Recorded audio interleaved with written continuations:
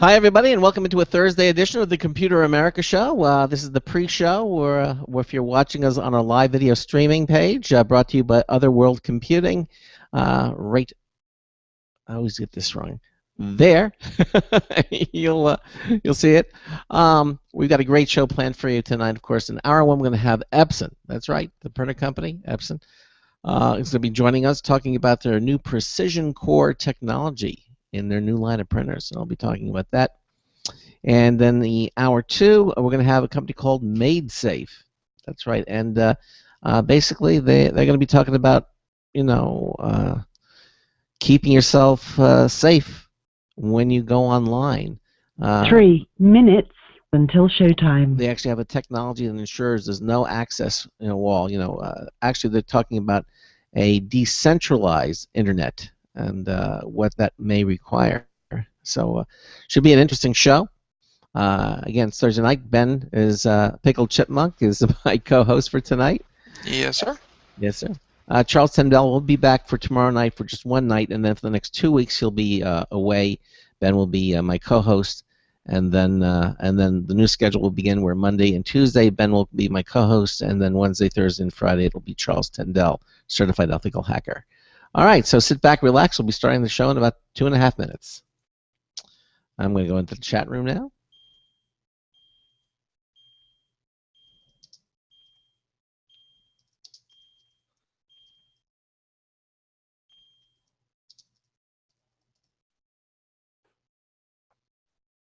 Two minutes until showtime. Okay. You going in the chat room tonight, Ben? Okay.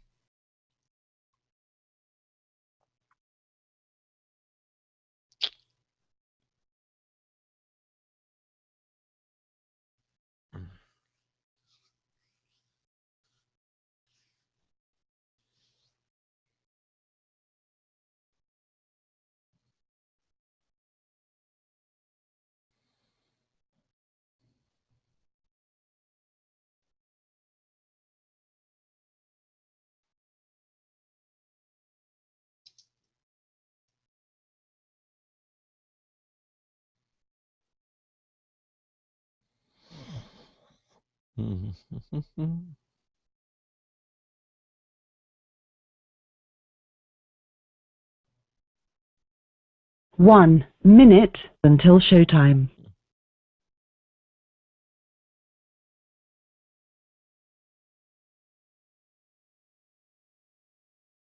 Did you catch any of the Google I/O convention?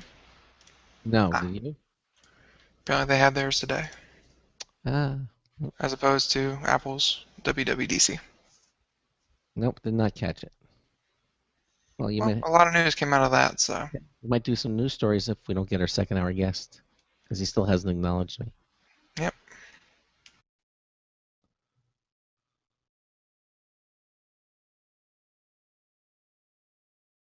Nope, still no acknowledgement. Okay, here we go. Stand by.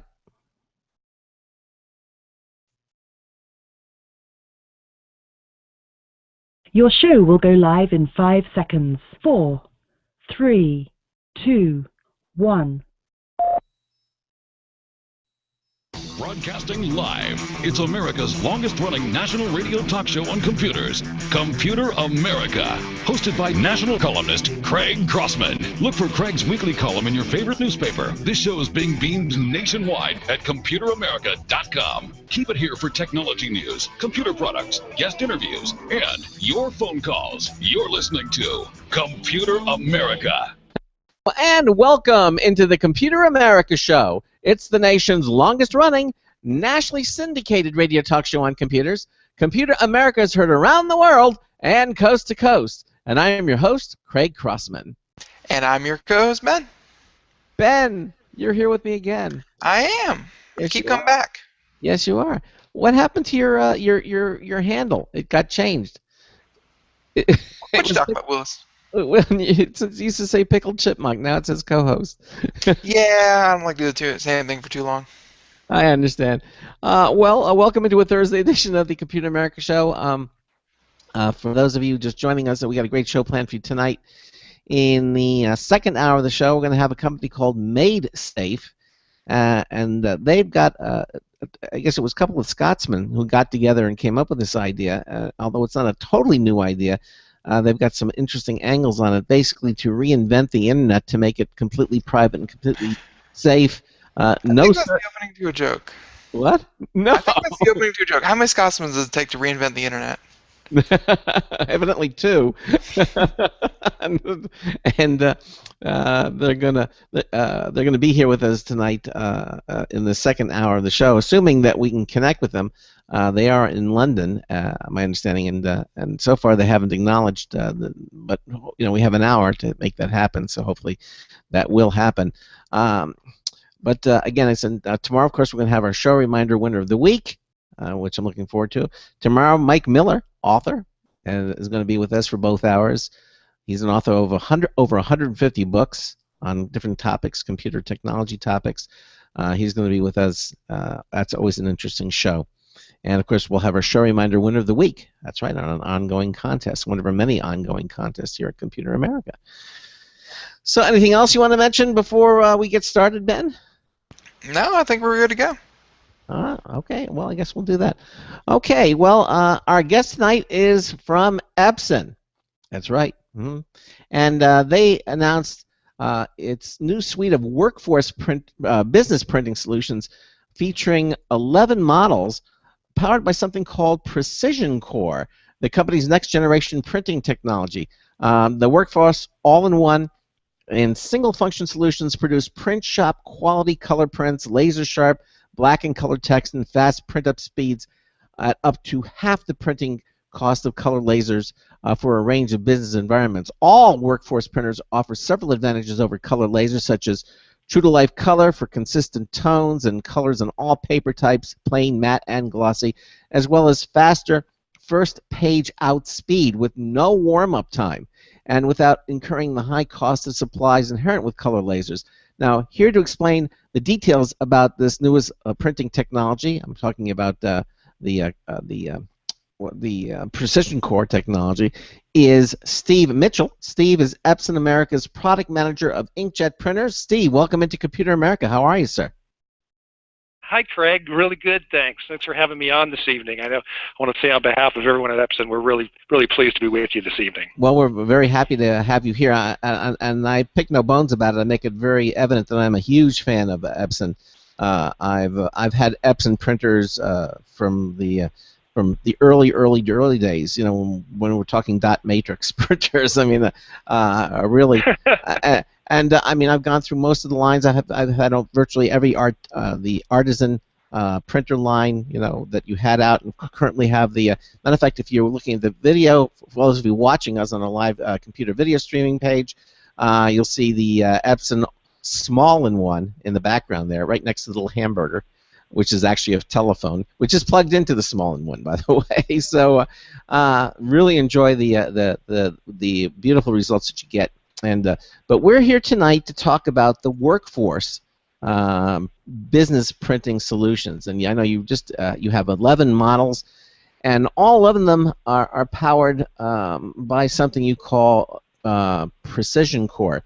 Now, before we get started, Steve, I just want our listeners to know that if you have a question or comment or suggestion for our guest tonight, you can call us at 347-884-8881. That's 347-884-8881. I'll get you on and get you through.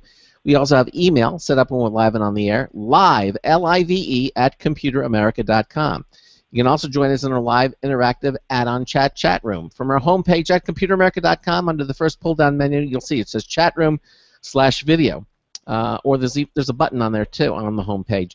Click that, and you'll see our chat room. Just to enter it, you pick a username, you enter that in, you click the sign-in button, and your Java-enabled browser on a Windows machine, Mac, Linux, they all work, will move you into the Computer America chat room. And also sharing that same page is our live Computer America video streaming page, which is brought to you by Other World Computing. Quality products, expert support since 1988, now celebrating their 25th anniversary. Please visit them at www.macsales.com. ios.com for any of your Apple needs. We'll talk more about that a little later on the show, but let's get to it. So let's talk a little bit about, Steve, about these new business printers that Epson announced earlier this month. Can you tell a little bit about them? Absolutely, and before, if you don't mind, I just want to express our appreciation, the fact, Craig, that you're such a big supporter and a fan of the Epson product line and the quality that we try to bring to market every single day, and across the Artisan line and the Expression line, and the line that we're going to talk about tonight, the Workforce lineup, including some new technology that I'm going to be very happy to share with your audience as the evening goes on. Epson, as you know, is very committed to providing very high-performing, high-quality solutions for all business users, whether they work out of their home, a small office, or even a mid-sized office. We strive to bring a great quality product to market. So, we're very pleased to announce the new Workforce lineup of printers. These inkjet models are powered by an evolutionary print technology from Epson called Precision Core, which we'll talk about a little bit more later. The new Workforce models range in price from $169 up to $399 and come in three series. The 3000 series for home and small office, the 4000 series for users that require a little more robust printing, and we're very proud of our 7000 series that does all the great things that our Workforce Pro lineup does, which is the 4000 series, but prints in sizes as large as 13 by 19 inch, so a wide format printer for the home office or the small office. You're talking about the WF 7810, I think you're referring to that? Yeah, that would be the Workforce 7610. Oh, 7610, I'm sorry. And also, no problem. And then its big brother is the Workforce 7620. They're the exact same models. 7620 has a second paper tray for those who are doing a little more high-volume printing each day. Sure, exactly. All right, so tell us about this new technology. And then, of course, I mean, this is all the Precision Core technology we're going to be talking about is in all of the Workforce printers. And then we'll get into some of the different features that you will find in these really cool printers.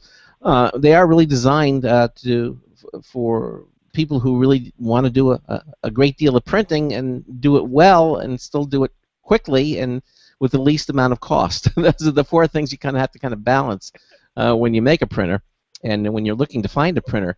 So I think that you're going to be very interested to hear what Steve has to say. So start off about this Precision Core technology, and what is it exactly? Happy to, and all the Workforce models, they produce a very high quality print shop quality print, laser sharp black and color text, and very fast printing speeds at up to half the cost of laser. And I think you'd mentioned that at the opening as well. But this is due to the technology that we're talking about now, which is Precision Core. The Precision Core enables a number of features, including very fast print. So one of the key advantages with Precision Core is that your color print speed is actually doubled with this lineup versus the print speed of the predecessor Workforce lineup. And how do you accomplish that? So, how do you accomplish that? Well, it's a great question, and first I'll just kind of jump right in here as to exactly what is the Precision Core technology. And I should mention, this is one of the company's biggest investments ever, worked out over several years, and we're very proud of the results. It's a next generation print chip, and it's based on, pardon me, I'll just use a short little technology term here for a moment, but it's based on the Microelectric Mechanical Systems technology, or MEMS technology. What that technology does is it creates a very thin, up to 1 micron in depth piezo actuator. You say, what the heck does that mean? Well, the actuator actually works like a pump to deposit ink with dramatic speed and precision. So, as I mentioned, one of the things about the Precision Core is the print speeds are faster, and in particular on color. And what that actuator does is able to pump more ink through those nozzles much more quickly, and that print speed is increased dramatically.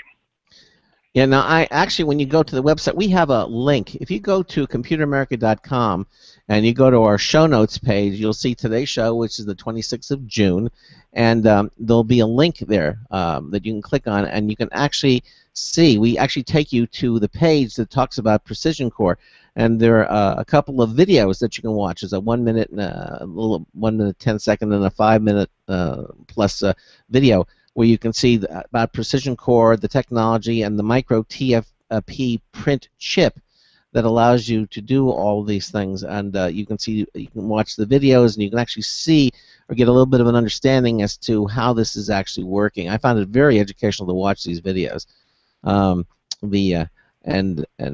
Especially the one that learn about Precision Core. Very, very, and again, we have it up on our website at computeramerica.com under our show notes page. So continue. So this is an actual chip that actually acts as the print head. That's right. And so then within that, there are a multitude of nozzles. And so with the technology, we're able to actually double the number of nozzles as well. Mm-hmm. So that increases the print speed, of course. And those nozzles are longer than other nozzles that have been out in the market. And what that does is that while the ink is coming through much more quickly for speed, actually the accuracy is much improved, because as that little ink droplet goes through each of those nozzles, they come out almost perfectly in the ideal shape that you want that droplet to come out, hits perfectly on the paper, and improves your quality dramatically. So one of the things your listeners will see as they start to print on the Workforce lineup is that the overall print quality is dramatically improved over an already very good quality lineup. And you'll see it in particular on black text and various color images that are printed out on the document. If you don't mind, I'll just take a quick half step back. Sure. The Precision Core technology has actually been out in the marketplace in some capacity for Epson since last fall. And we have a couple of commercial uses that the Precision Core is used in, including direct-to-garment printing and some color press work that we have as well, or label work, I should say. And within Precision Core, it has the ability to have a mobile head, print head, which is what these home and business offices have. But in the commercial space, those printers are actually using multitudes of these chips, and they're able to print with a fixed head at very, very fast speed and very high quality. So the technology for Epson is very exciting because it's a very scalable technology across all of our print businesses, and it's something that as we move forward, we'll be able to keep the quality ever improving, but also driving costs out of the system, which is always a benefit for the consumer.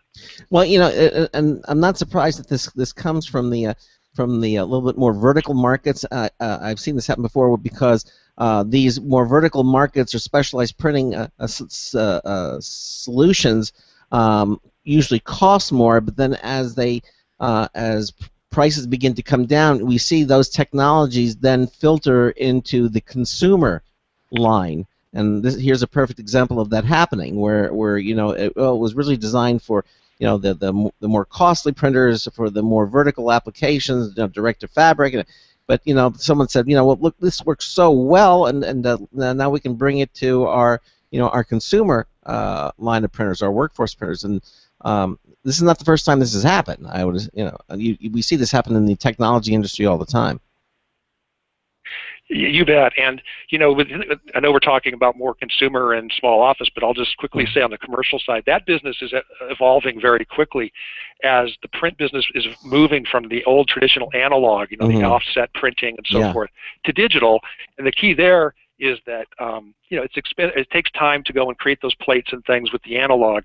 The key now is to get the costs down on the digital solutions, and that's what the Precision Core chip is enabling over in that commercial space. So I thought I would mention that as well before we shift our focus completely back over to the workforce lineup we're talking about this evening. No, exactly. So let's talk a little bit about you've introduced you have these 11 new models, and I guess each one of them have a different subset of models to talk about.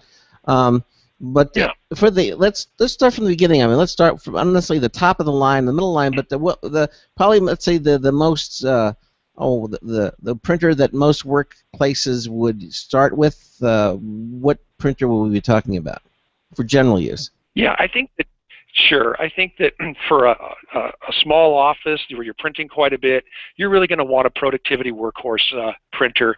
And the Workforce Pro 4630 and its big brother, the 4640, are really the perfect products for that environment. They have a very high duty cycle. The Precision Core enables that with increased durability. Mm-hmm. So they really are designed to print throughout the day. They're networked printers, so the folks in the office can be networked to them. And of course, every single printer that Epson brings to market in this consumer space is wireless capable. Oh yes, and so just a key feature, and particularly with all the tablets and smartphones out there these days, wireless is really king. Absolutely. I mean, I've got my small and one right in the middle of the floor. I mean, this the only power cord, the only cord that's connected to it is the power cord, and that's it. It's completely wireless. Shared printer. You can any of the computers in my home can access it and print directly to it. It's very, very nice, and wireless. Yeah, having that wireless. I'm sorry, what, Ben? I was going to say it's a very, very fun way to communicate with Craig. You can print off whatever you want from wherever you are, and funny pictures, whatever have you. I say, who's printing that funny picture? Ben. It's for you though. It's okay. The wireless printing certainly is. I mean, and as far as I'm concerned, the less wires, the better. Anything you can do to get rid of another wire, yet another wire, is a good thing, and I'm very happy to see. And wireless printing is great because not only can you print, from the home, but you can also, in many cases, print from anywhere, wherever you are. Outside in any city, anywhere in the country, you can. You have access to the internet. You can send information to your printer. Sometimes all you really need is the printer has its own email address, and you can send it directly to the printer. And I know that's how it works on my printer. Is that the same basic idea with the Workforce series?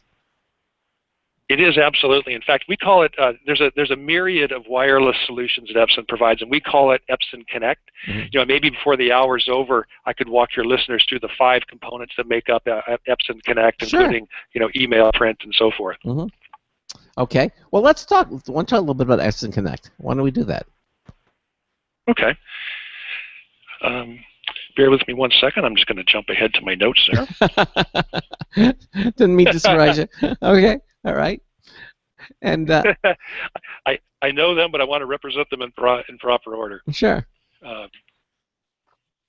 And real quick, since we have a second, I've been poking around your website, and one thing that really kind of jumped out to me that I don't think is really all that apparent to a lot of people is that all of your printers, of course you have all their reviews, 5 stars, what have you. Pretty much every single one of your printers has over 500 to almost 1,000 reviews. Some of them over 1,000 reviews. So it's not like 3 or 4 reviews and all and there you have like 2 1s, 2 5s, and like maybe a 3 or 4 star. You have almost 1,000 people singing these things praises. I mean, all of them are highly rated. There you go. I mean that is. Yeah, and that's great to hear. We love it when our customers write in and sing our praises. And trust me, if we ever get a review that expresses a concern, that gets addressed very, very quickly. So it's always great to get those good positive feedback too, of course. Yes, exactly. Mm-hmm. Well, within the Epson Connect, there's 5 components, and the first is email print. So that's where you can have the convenience of printing from anywhere by simply emailing the photo and document to your Epson printer. The second is Epson Creative Print. So you can get creative and share your Facebook photos and so forth, and as well as various whatever photos you may have into coloring book projects and so forth and so on. And that could be done through Epson Connect and through our Epson Creative Print feature. Epson iPrint. Turn your tablet or smartphone into an office assistant, really, so you can print, scan, and share your files no matter where you are. The fourth component we have is the Epson Remote Print. So that gives you the power to print to an Epson printer anywhere in the world, right from your computer and laptop. And I think you alluded to that a moment ago. And then last but not least, Epson's Scan to Cloud. So So use your printer to scan and share your document or photo right from your Epson printer, or save them directly to an online storage account. So this is really where the future is in terms of printing and sharing and so forth, is wirelessly. I'll say one more little note on it before we move on, but we've been doing some research, and it appears by the end of next year, almost 60% of folks out there will have the express desire to have the ability to print from wirelessly and remotely from smartphones and tablets. So it's very much a growing segment of the print business. Oh yeah, and again, everything wireless. As I said, the less wires you can have, and I have to say, and now of course I'm not speaking from the workforce. I'm talking from my small one, even the artisan. I mean, I actually saw how the process evolved, and with the small one, you can make a Wi-Fi connection to your network in moments. I mean, it's extremely easy to do it. You can do it directly from the printer, or you can do it from your computer. Either way, and that's one of the other things I really love about Epson, is because it just works. You put it in, you set it up, and it sets up in a matter of moments. From the time you take it out of the box, it's communicating with your network. If you have a password, obviously, if you have a secure network, you put in the password, and then you're up and running, and just you can print out a little test page, and it says you're connected, and it's just wonderful. Really, it's a pleasure to work with these printers, and you can see the effort that's gone into it by how smoothly all these things work. They just work. The Epson printers, that should be your next slogan. They just work. They just work. I'm making a note of that right now. That's great, Craig. Yeah, thanks so much for that. That's great to hear. And I think there's so many applications too.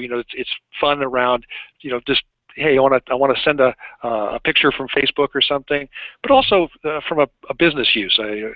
Someone's out with clients. Maybe they've just written up a contract on a laptop, and now they're going to head to the office, but they don't want to waste time. And by the time they get to the office, there's the document sitting there waiting for them to pick it up because it's already printed. Isn't that's so slick? That is really nice. I've done printing from my iPhone. I can just send. I have something. Oh, I need to print this out. I just send it right to my small one, and it's there waiting for me when I get back. Just in the paper tray. It's really nice. Let's talk about some of the kinds of benefits customers will realize when they start they use these printers. Absolutely, and one thing I will tell you, and you alluded to it earlier, but with the Precision Core, one of the most noticeable things that the customers and users will find right away is that time from that moment you press print to the time that the printer begins printing. There's almost no lag time whatsoever. And we've done a lot of head-to-head tests against laser and some other competitive inkjets, and we've been able at times to have a 3 to 4 page document completely printed before those other printers have even engaged to begin printing the first page. So that's one of the great benefits of Precision Core, and I wanted to make sure to mention that. And the other thing too, there are two things that are really driving the market right now, and we just talked about wireless, and the other really is this pent-up desire to print color documents.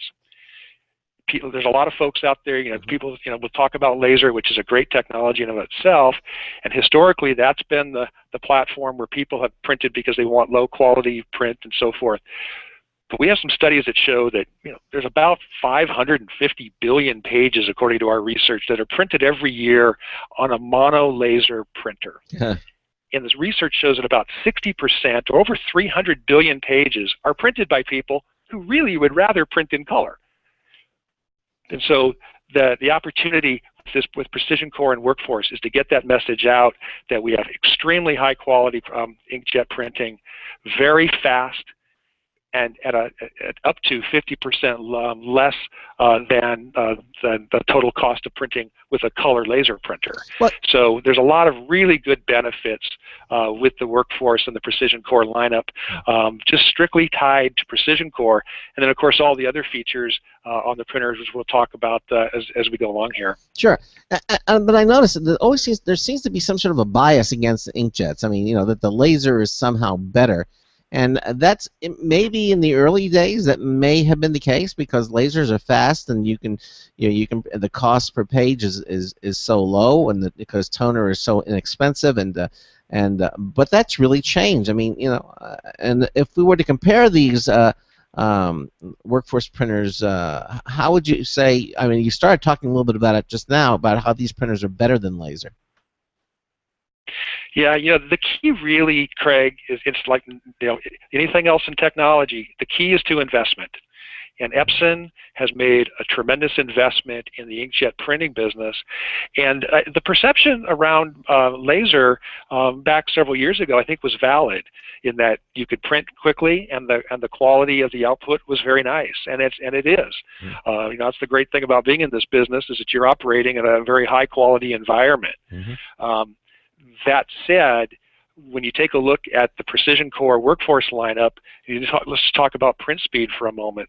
Those printers print faster than most color all-in-one lasers.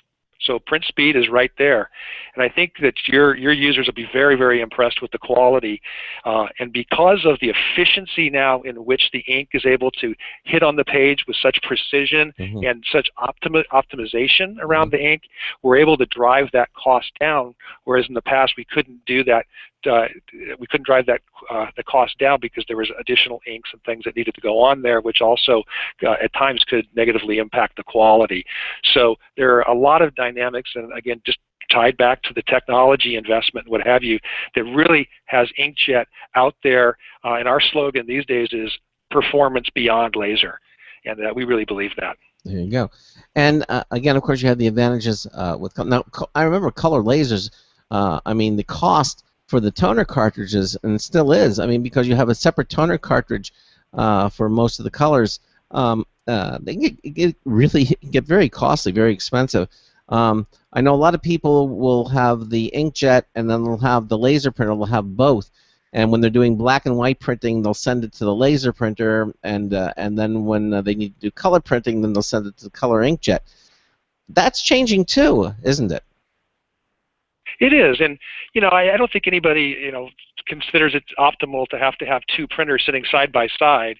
What you really desire is to have one printer that does all of the things that you're looking to do, and that's really where the Precision Core and the workforce lineup has taken the market and provides such a terrific opportunity for folks who have been tethered to mono laser for cost purposes and what have you, and free them up to focus on one printer and have that one printer do all of the things that they're looking to do.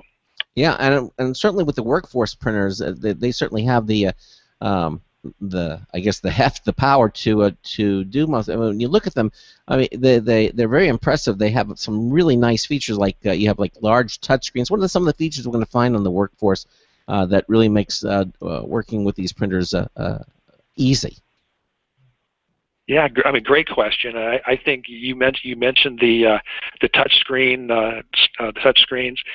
They are really handy, and they're big. I mean, you take a look on the Workforce Pro 4640 that we just mentioned, and then the two wide format 7000 series printers. Those screens are over 4 inches long.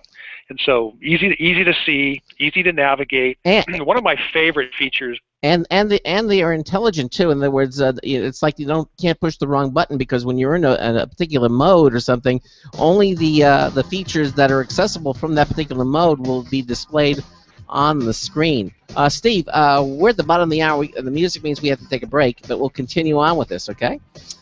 This is the This is the Computer America Show on the Blog Talk Radio Network, on the Boost Radio Network, on the IRN Radio Network. Ben and I are talking to Steve Mitchell with Epson America. We will continue on with them. Got a news test bulletin of the week coming up. Stay with us. Hey everyone, have you heard about the No Hair Removal device that's sweeping the globe? If you want to go weeks without shaving and get smooth, professional quality results, here's our favorite host, Cheryl, for No Hair Removal. Thanks. Hey gals, I love talking about my No. It's this cute little hair removal system that you can take with you and use almost anywhere at home or on the road. No more expensive in-office treatments, painful waxing, and no more wasting your valuable time. Got unwanted facial hair? No No-No has patented thermocon technology that works on all hair and skin colors, so it's perfect for using on all body parts. And now you can take advantage of this incredible risk-free trial. Get the No-No, the facial kit, a travel case, and a $100 discount shopping card, and you don't risk a penny to try it. Try the incredible No-No hair completely risk-free. Call 1-800-953-5415. That's 800-953-5415. 800-953-5415. Looking for a best friend? Brother Wolf Animal Rescue has your best friend waiting just for you. Their mission is to protect and enhance the lives of companion animals and the people who love them. Their no-kill rescue shelter is open year-round, making it easy for people to adopt their best new friend. This year, Brother Wolf will find homes for over 2,400 orphan dogs, puppies, cats, and kittens. All have ended up as an orphan through no fault of their own. Brother Wolf has created a safe, nurturing environment where these special animals can heal emotionally and physically until they find a lifelong home. Their life-saving transport program brings dogs and puppies from overcrowded shelters in the south to rescues in the north where homes are easier to find. Brother Wolf Animal Rescue is a 501c3 organization. To learn more about their life-saving work and to make a donation, visit their website at www.bwar.org. That's www.bwar.org. Help to realize Brother Wolf's vision when no animal is euthanized for lack of a home. Who's a good boy?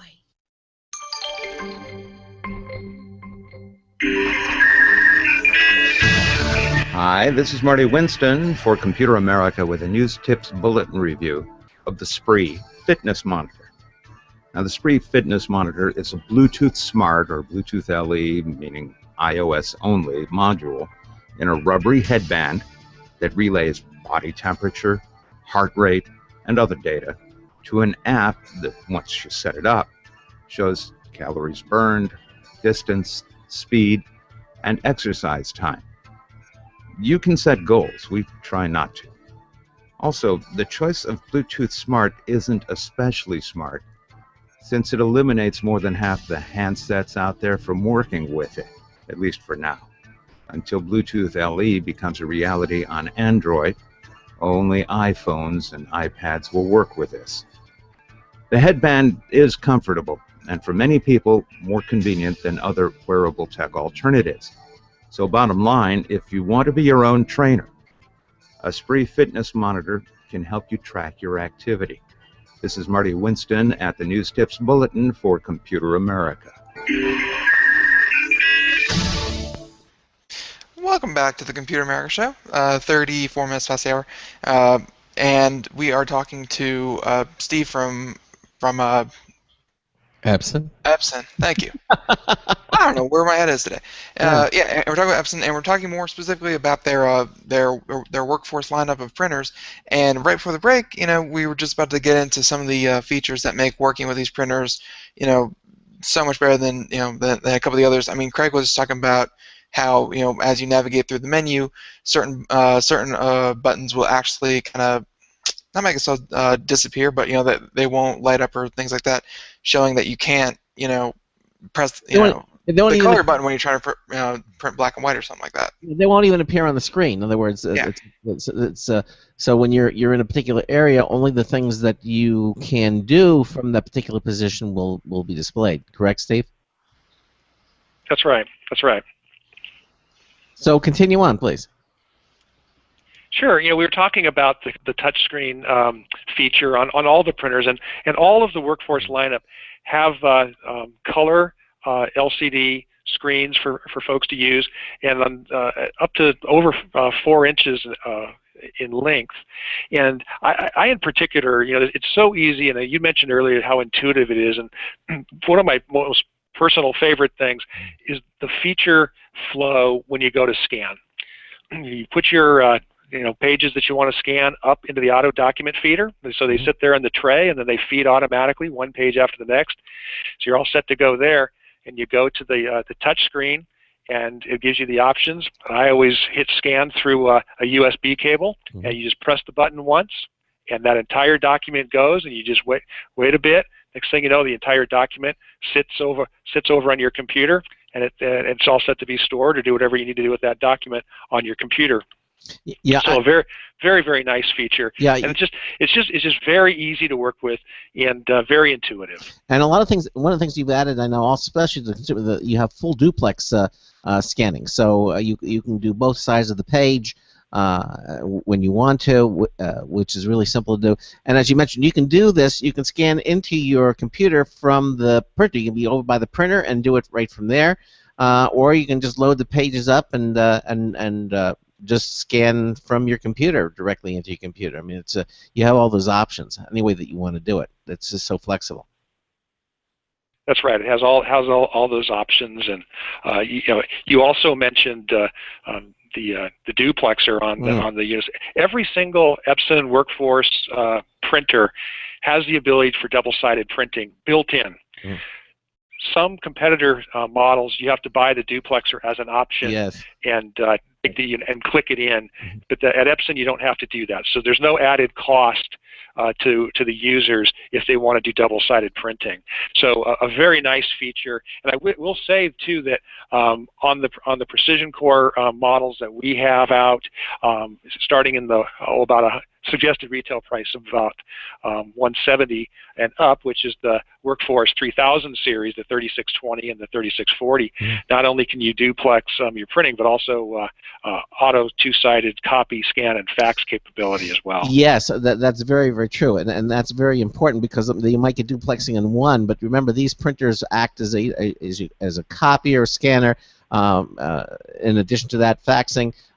It's important that it will do those features. I know some of the printers that you mentioned, when you attach the duplexer, it's a large device that adds on. Sometimes it'll stick out in the back, and it makes it. When you look at these printers, they're very. You wouldn't know that that the duplexing ability is built in by the way they look. I mean, it's just they look like a regular printer, but they have the duplexing ability already built in. It was a nice surprise to see that.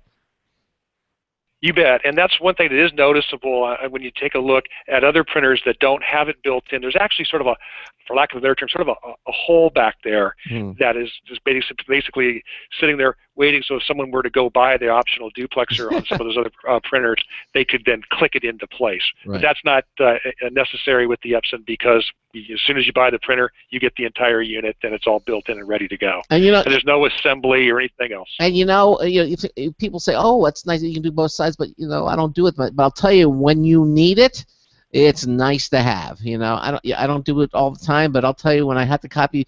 You get some form from some company or whatever it might be, and it's on both sides. And I remember I used to go, "Oh, okay, now I got to take it out."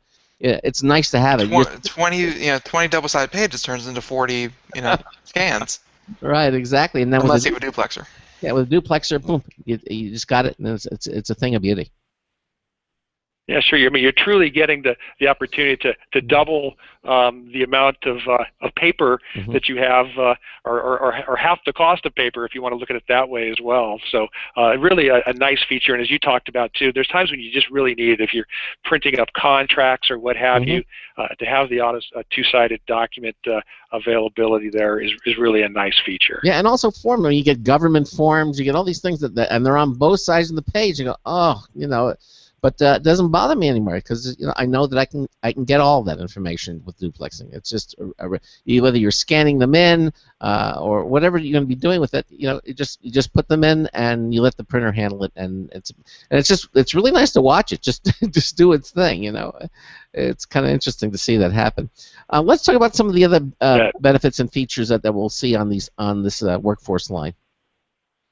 Yeah, I think I may have mentioned it earlier, but each of these products that we're talking about are Ethernet capable. They're networked printers, and so you have a small office. Maybe you have 5 people in your office, and everybody wants to be connected through the network. You can do that, and again, you're talking about efficiency and lowering your cost of printing. Well, now you have an office environment where you have one productivity real Workforce Pro printer in there, and everyone can utilize that printer for their needs. Yeah, exactly. Although an Ethernet is nice, don't get me wrong, but I'll tell you, when you have the Wi-Fi ability, you don't have to hook it up to anything. It's just a thing of beauty. By the way, I noticed that with Precision Core, the print chips, they're comprised. Basically, I understand they're available. They're scalable. They can be combined with a two or four. Or in other words, they come in what two or four configurations. It comes with two different configurations.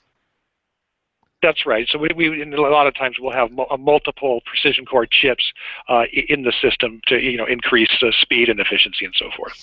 That is very nice. Now, is that directly related to the model that you get? It comes with configured that way. How does that happen? Well, they come configured that way, and the faster printers would have more chips in them. It's basically the short answer to that story. Okay. So let's talk about the top of the line. Which of the Workforce line? Which is the top of the line? The top of the line would be the Workforce Pro lineup, and that's the one we've been talking about here, which is the Workforce Pro 4630 and the 4640. Those are very high duty cycle printers. They are designed for consistent printing throughout the day in an office environment. They offer a cost savings versus laser of up to 50% versus the color laser, and their print speeds are quite fast. And we talked about precision core. So because of the precision core model, we're able to print both black print and color at 20 pages per minute, and that is the industry standard. And if you notice too, if you take a look at a lot of the even color multifunction laser printers, that print speed is much faster than those. So really great quality and fast.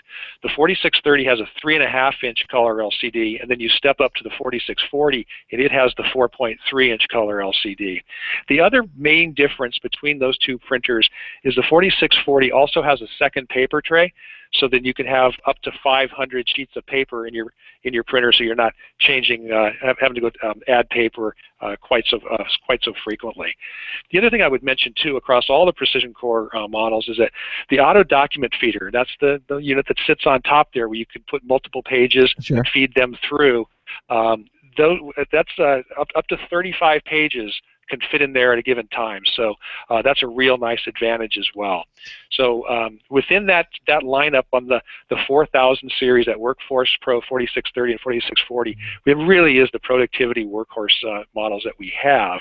And the 3000 lineup that we talked about earlier and the 7000 have great features and benefits as well. So across the lineup and all the price points, it's really a lot of great quality, very robust models. Can we talk a little bit about the ink itself? I know Epson has been in the foreground of all these different ink technologies. With the Workforce and this new precision core, what kind of ink cartridges do they use, and how many are in each different printer? What kind of configurations do you offer? We offer both a basic and an extra large model. Each printer has 4 inks and they're individual ink cartridges, so you can buy one or the set of 4, whatever you need, in both the basic size or extra large size. I love that. And, I love that extra size. I love those extra large size. That makes things so much easier. Yeah, exactly. Continue. Yeah, that's right. And each of those are the inks that we use in those models use what we call the DuraBrite inks. And so those are very high quality. The name almost stands for itself with DuraBrite, and the ink is very great quality. And within Precision Core, as far as the benefits around the ink, you really get brighter colors and blacker blacks and just drier prints and obviously more accurate image quality. And because of the way the ink comes through, and it's actually a cold system as opposed to a thermal printing system, the ink actually goes through the nozzles cold. And when they land on the paper, they dry much more quickly, and so that's advantageous as well. Some of the other things about the inks too is that because of the way the solutions are set and the way Precision Core technology accepts the inks as they come through, you can actually put some various additives in there, like a binder, which helps that ink lock right into place on the paper itself, so adding even additional quality through both the combination of the technology of the ink itself and the ability to run that ink through the Precision Core system. Now, now black, of course, is usually the one that you use mostly. I know, for example, on the small-in-one printer that you actually have two blacks. You know, you have one for the text and you have one for the photo black.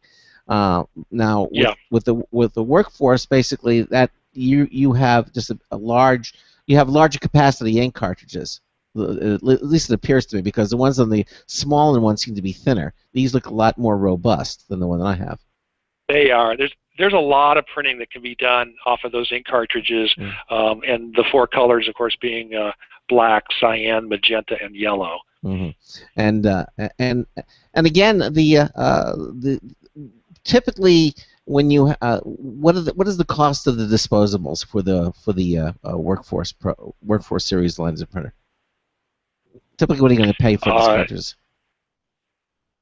You know, I'm going to follow my sword a little bit here in that I don't exactly know what the retail prices are on all of the various inks exactly, but I would encourage the listeners to go out to Epson.com and they can easily see what the suggested prices are on those. And that's one of the nice things about it, because you can it's actually kind of fully integrated. You can go there if you need more. It's right into the printer management system. It says need more ink. You just click on it, and it'll take you right to the place where you can purchase the ink right online and have it delivered to you. That's another wonderful feature that I like about with the Epson. With most all the You're right. I'm so glad you mentioned that. That is a terrific feature. And when you get low, it tells you, hey, you're low, and it tells you exactly which color is low. Yes. And so you know exactly where you stand. Yeah, it is. It's just a nice additional feature. It makes the whole process really seamless. You don't have to worry about, when you need to get another one, you're not kind of caught without it by surprise. You can see it's coming, and you can order them right from the Epson website and have them delivered to your home. It's a real nice system. So the Workforce Pro, the WF4640, top of the line. Let's talk a little bit more about the specifications of that printer and what else what it offers. I mean, what's the? I know one of the big things about printing is not only the speed, but also the droplet size and what the resolution of the printer is. The DPI, I guess. What is the DPI that we're seeing on these printers? Well, the DPI is something that we don't typically talk about too much, even though we will put a spec out there, because it's more about the quality and the placement of the ink itself. And one thing I wanted to mention to you, Craig, and the audience is that this precision core technology enables the print system and the print nozzles to do a technology that's called on-the-fly variable drop architecture. Wow. That's kind of a mouthful. What's that? Yeah. What it does is enables us to utilize fewer nozzles than other technologies to deliver the same resolution. And what it really does is that it enables any single nozzle at a given time to deliver high-speed printing, but it can adjust on the fly. And so the print nozzle can adjust and change the droplet size, so from very small to slightly larger, depending upon the job. So that's another key feature to Precision Core, and ultimately drives that quality. All right. So the DPI is not as important as it used to be. I mean, maybe I think in lasers it's kind of important, but when you get to these this level of color and quality, really, it's almost like what is it, the retina displays on these things. The human eye really can't see the dots anymore. It becomes inconsequential. And all you get to see is the smooth, seamless, it looks like it's painted on the page. Beautiful color images that these printers pull out. That's exactly right. And you've been in this business a long time, Craig, and you know that a lot of the print 4800 DPI, which 4800.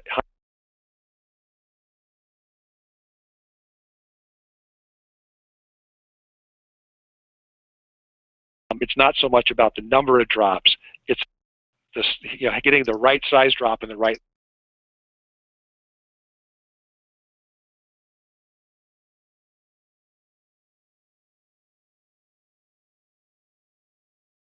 what the Precision Core does and that MEMS technology, and it actually works as a pump. And on a given moment, each nozzle, there's the ability to actually send 3 different specks or up to 3 different droplets of ink through that nozzle head at the given second, or obviously split second, so that you could have 3 droplets going through on every pump of the ink on that given nozzle. And of course, there's a lot of nozzles on those systems. Right. So now we've been talking about the WF 4630 and 4640 is the top of the line, but if people don't want to spend that money, excuse me, as much money, if they want to get something a little on the lower end, what would you suggest for them in the workforce line? Absolutely. I would. Within the Workforce lineup, I think folks should take a look at our brand new Workforce 3620 model. That is obviously a Precision Core product as well. And its big brother is the Workforce 3640. The difference primarily there is that the Workforce 3640 has the second paper tray, so you can get up to 500 sheets of paper in the 3640. 3620 has up to 250 sheets of paper. Both those printers also have in the back of the units, they have a special media tray, so if you wanted, and it'll hold one, so if you had a special, say, a thicker piece of paper, a photo piece or something like that you wanted to put through there, you could actually run it through that rear tray without having to take paper out of the main trays. And on the Workforce Pro lineup that we were just talking about a moment ago, those 80 pages of special media. So there's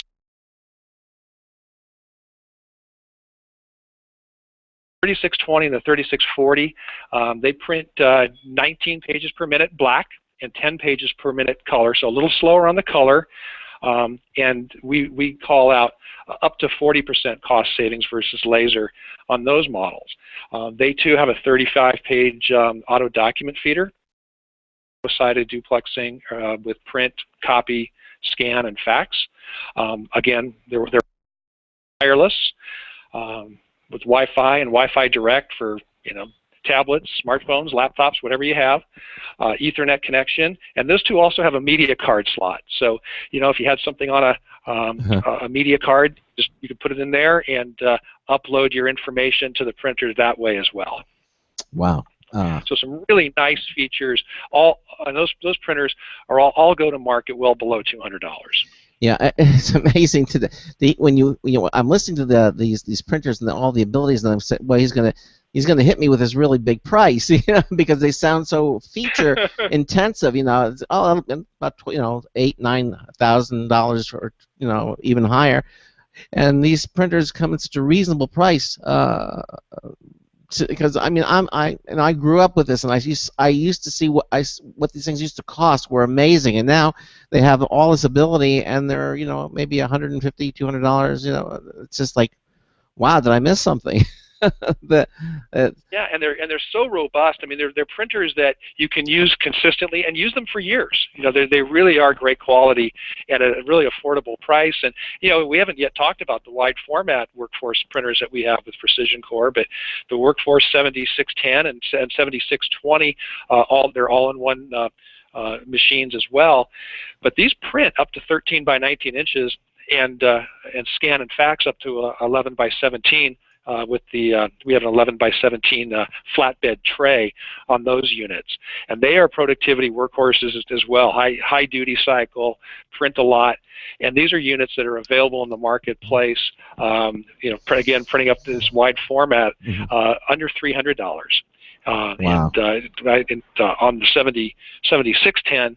That's a product that we have a suggested retail at $249, and you can often see those promoted well below. So some really nice features on those models as well. Yeah, it's nice that you have the that wide flexibility and now the wide format printer. Which is that again? Which model is that? That's the Workforce 7610 right. And the Workforce 7620. Both of those have the 4-inch color LCD, print speed 18 pages per minute black, 10 pages per minute color.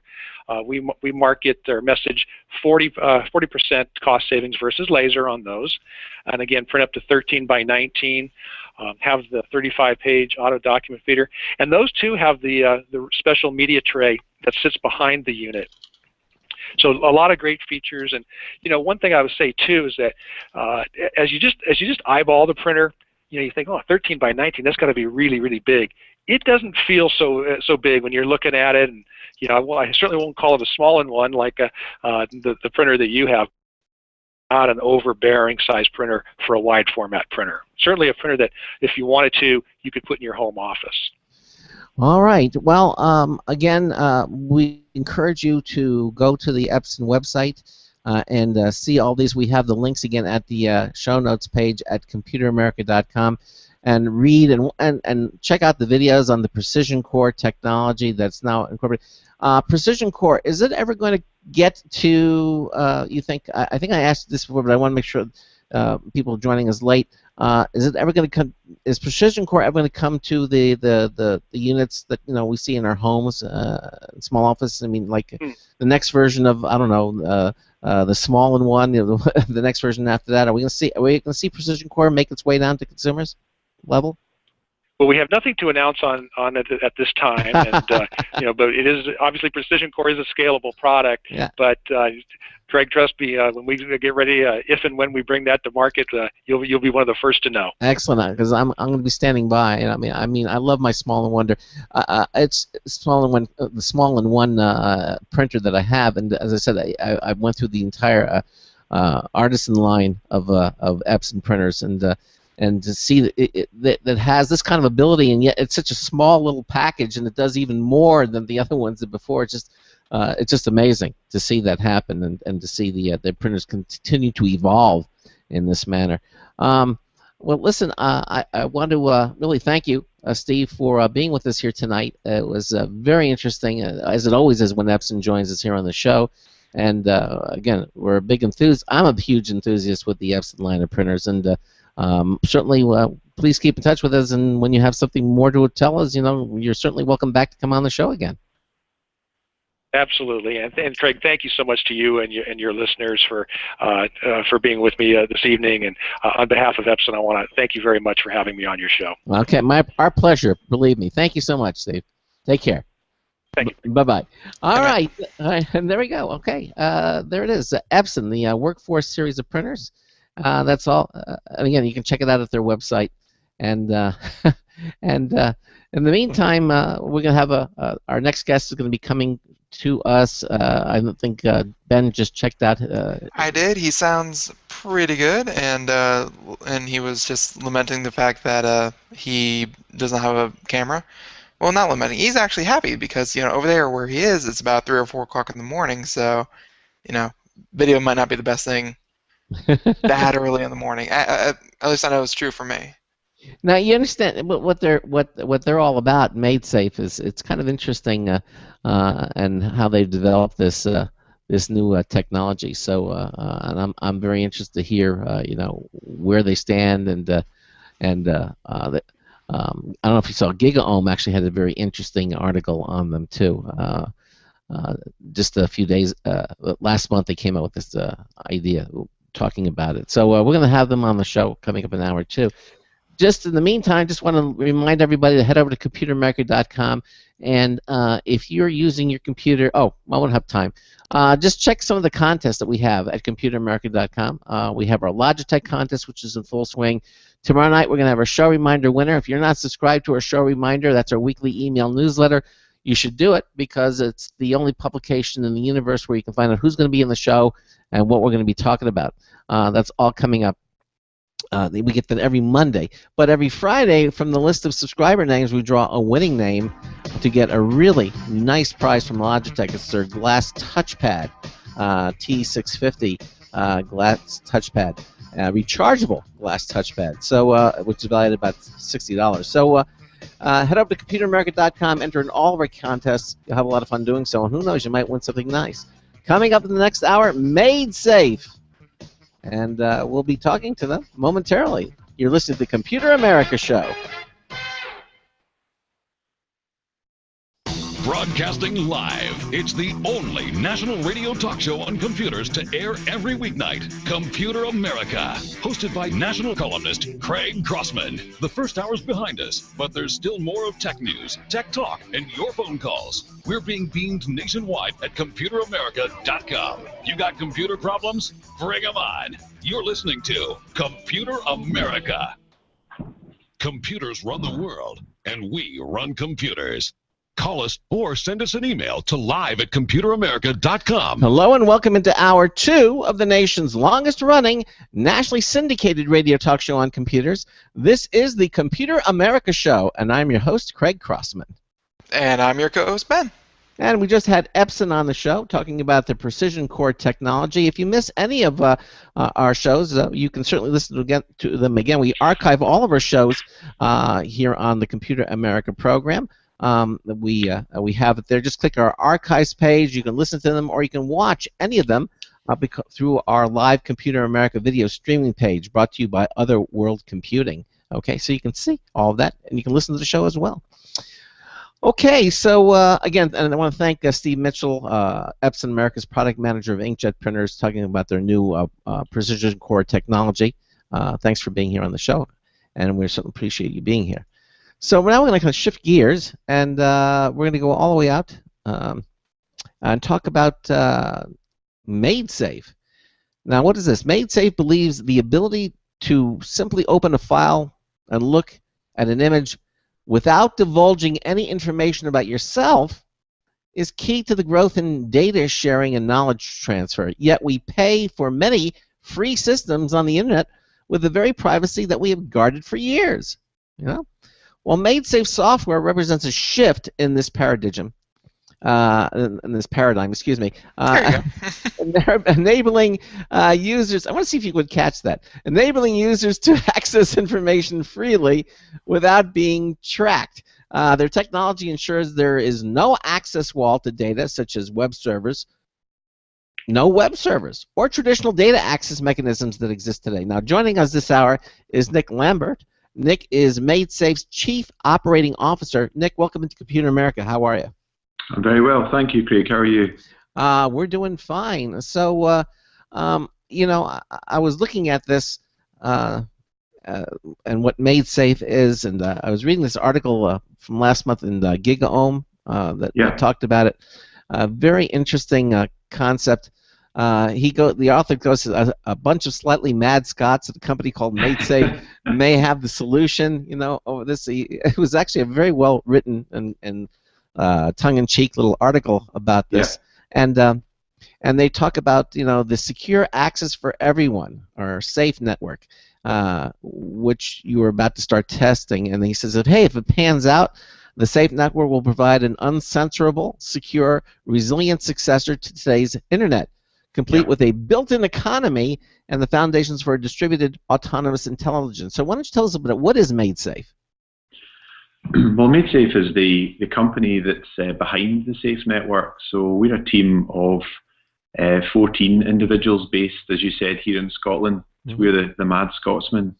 And we've been creating this network over the last 8 years. Excuse me. And it's an open source network, and as the article suggests, we are basically trying to replace today's existing centralized internet with a decentralized internet. And the reason for that is we believe that the current architecture of the internet is doing things it wasn't really designed to do. Mm-hmm. It was originally designed to handle much smaller amounts of traffic, but the internet has about 2.5 billion people regularly connected to it these days. And the existing infrastructure is buckling under the strain.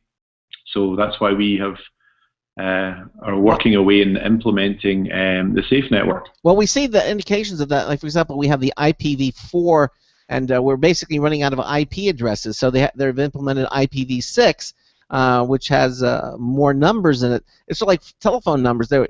When they originally designed the telephone infrastructure, it was phones, but now we have fax machines, and then they added, mobile, and we're running out of phone numbers, and so it's going to be from 7-digit numbers that we're going to 10-digit phone numbers. I mean, it's something along those lines. It's just we're where we have so much more use than the creators of that technology could ever, even imagine. And yeah, I think that's right, and I think it's with a lot of these things, it's always just this natural progression and evolution of technology to try to keep up with how it's being used today. And I think you can see it across lots of industries, but certainly it's really quite clear just now that it's happening across the internet.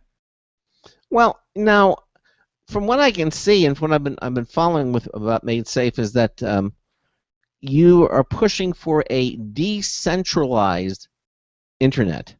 Yeah. So what's wrong with the existing one? Other than we're running out of numbers and things, what's wrong with the existing one? Well, I think there's a few issues, and I think we see some of these on a daily basis.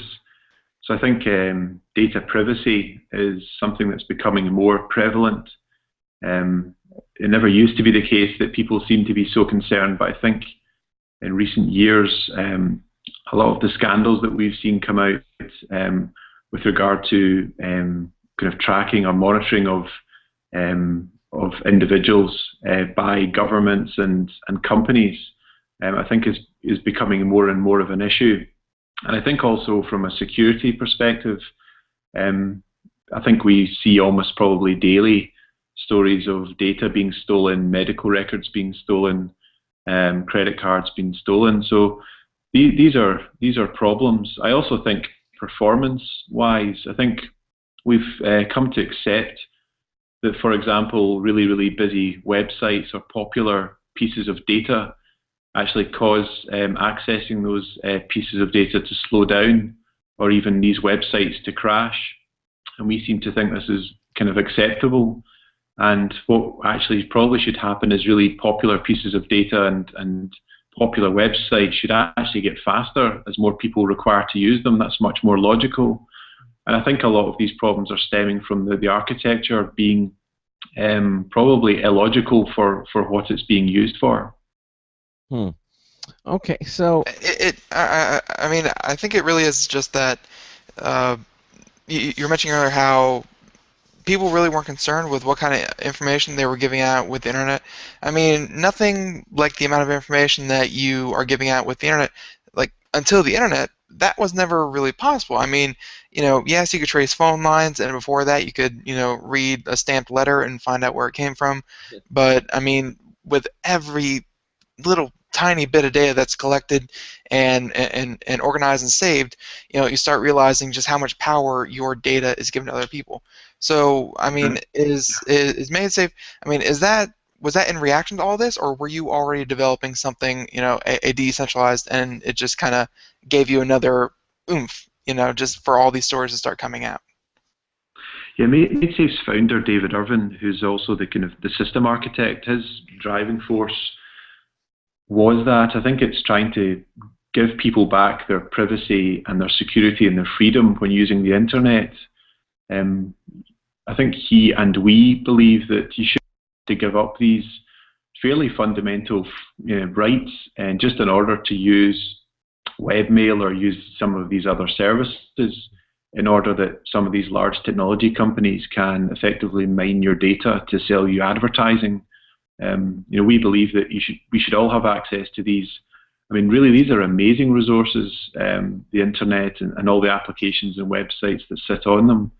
And we should all be able to use those without having to give up, or at least have the choice to be able to, whether we choose to give up these rights or not. So tell us a little bit about the idea behind it, because you keep saying it's decentralized, and there are no, in other words, no servers. I mean, how is it you're going to be doing what it is that you're attempting? If you don't have servers, what do you log into? I mean, how does this work? Sure. Well, we say the word decentralized because we're referring to data centers as being a kind of centralizing factor in the internet. So what our software does, or what the Safe network software does, is effectively each individual user becomes the network, so that we have, instead of several large data centers, each individual computer in the world becomes effectively one giant computer. So that's the decentralizing effect that we're talking about. Well, it sounds like a little bit of what they were doing with SETI. Remember, the SETI all the different people with their computers. SETI had so much data to crunch. They would send it out to distribute it to all the computer people with their personal computers. Is that sort of what you're talking about? Yeah, I think that's I think that's a computational thing, isn't it? I think you give it some of your computing resource, and yes, it gives that to some of these projects. So yeah, in a way, it's kind of like that. But with this network, it's much more than just crunching data. It's a full data and communications network. So you can put on this any service that you currently have on the internet today, and probably a few that you can't. So there's a lot you can do with it. So you could have, for example, a fully decentralized Dropbox equivalent, for example, for personal data storage, and also encrypted messaging. And you could put, by writing some applications that then plug into our network code, you could have these applications up and running very quickly at costs. I mean, if the applications are free, there are really no costs to the user at the end of the day, as opposed to some of the charges that data storage companies levy on us today. Yeah, it certainly sounds ideal, but I've always learned that you can't have a front without a back. There's always so what's the flip side of this? Is it? Are there downsides to doing something like this? I think that there are always downsides. I think one of the issues that has been expressed to us is that in terms of giving people privacy, you can't give it to some people and not to others. So anyone using the Safe network will be completely private if they choose to be. Mm-hmm. And obviously, not everyone uses the internet for purposes that are above board. So potentially, you would give privacy and security to those individuals as well. And that's the price sometimes of privacy. I think that you can't give it to some and not to others. So that might be one downside. I mean, personally, I don't agree with that. It's just that, take away all privacy so that we can stop some of the bad guys, or give privacy and then we can't do it. Giving up a whole bunch of privacy just to catch those one or two in a million bad apples. We've seen it before with that's getting a little bit too close to politics, but we've seen it before and it doesn't work out for the general consumer in the end. So yes, I can see the point, but I mean, I gotta agree with you guys on this one. More privacy the better, not not the other way around. Well, yeah, but what about it's like airport security, for example. I mean, it's before you don't remember airport security in the 70s. You just get on a plane and go.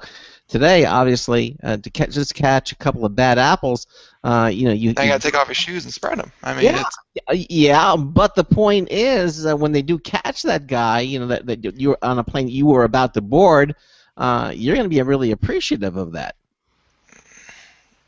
Yeah, I mean, I don't agree with and this is a matter very much of personal opinion, mm-hmm. For the most part, actually, people that we've spoken to take that view as well, that you can't alter the service for a few bad apples, as you say, Ben. And I think that for the vast majority of us, this is something that we've been crying out for some time. And I think the voices that are looking for these improvements in service are getting louder and louder. Okay. Well, now, because, look, I understand this network that you have been doing has actually been in private development for a number of years. What motivated you to open source the code and give the network away? I think that we felt that if we are trying to do something as kind of big as replace the internet, it's something that really can't be owned by anyone. And I think if you look at the current internet today, if that internet was owned by Google, probably chances are Facebook wouldn't be on it, or Microsoft wouldn't be on it. There would probably exist just a bunch of private networks. So to get people to use something that's better and gives them this privacy and security, it's important that they feel that they own it too. So one of the main driving factors in open sourcing was to effectively give this network that we've spent 8 tough years building, to give it really to all the people of all the world, so that it becomes theirs and they start using it. Because we don't. This is some pretty good technology that the development team in Troon have come up with, and we don't want it just lying on a shelf being used by just a few people. We want the 2.4 billion people and more using it, and open sourcing it seemed like the only way to really move forward with it. So we did that in, I think, July of last year. I think the other benefit of open sourcing, Craig, is also that we're a small development team, so there's only 14 folks based in Troon, but 7 of those, really half of them, are core developers. And it's a fairly big undertaking at the best of times, but particularly when there are just 7 of you. So we're also trying to tap into the open source community and get them to help us and develop this network for all of our benefit. So there are a couple of driving factors in open sourcing. Well, seem to work for Wikipedia. I mean, they say all the time they're a member of 40 or 50 people, and yet biggest website on the internet right now, all because of crowdsourcing. Yeah. So I mean, so there are some proven examples of this working, yet what you're proposing is basically, going to require an enormous effort. I mean, you're taking something that's working, the old saying, if it ain't broke, don't fix it. Well, the internet may be broke. It may be broke, but the point is to endeavor to change something on such a massive scale. I understand that the people using your system wouldn't even realize that they're using your system, right? It would be completely transparent to the people online. Using it. Is that correct? Yeah. Well, to the end user, what they would do is after they turn on the computer and their operating system boots up, they would effectively launch the network and enter their PIN and password into our just kind of login screen. And at that point, everything within there would be within the network, and it would just silently sit and run in the background. The code is written in C++, so it's very efficient on the computer resources as well. And the individual user would decide how much resources they are able to give to the network, and then it would just run in the background. So yeah, I think it's going to be pretty unobtrusive. And I think on your comment, Craig, about it is moving people over from the existing internet, it is a fairly sizable undertaking. But I think Scottish people have never kind of shirked away from a fight, and we're no different. But I think that it's not something that's going to be like flicking a light switch and it happens overnight. This is going to be relatively gradual. I think the important thing to get people to start using it is to incentivize certain user groups, and we've been able to do that, we think, with a cryptocurrency called SafeCoin on the network. But I also think the important thing is if you give people all this security and privacy stuff, some people are really focused on it and some people aren't. But I think if you give them a better user experience, there's pretty much 100% of the people like that. So I think if we are able to incentivize users and give them a better user experience, I think it could be relatively quick moving across. Well, now you mentioned SafeCoin. Okay, a lot of people understand what Bitcoin, but you have something called SafeCoin.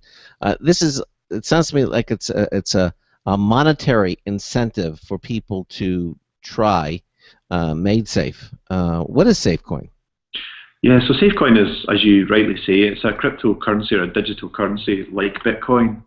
There are some differences though, but the reason for launching that is, as I was saying, we need to do a couple of things. We need to make sure that end users like you and I maybe are willing to provide our resource to the network. So what do we get in return for doing that? There needs to be something there.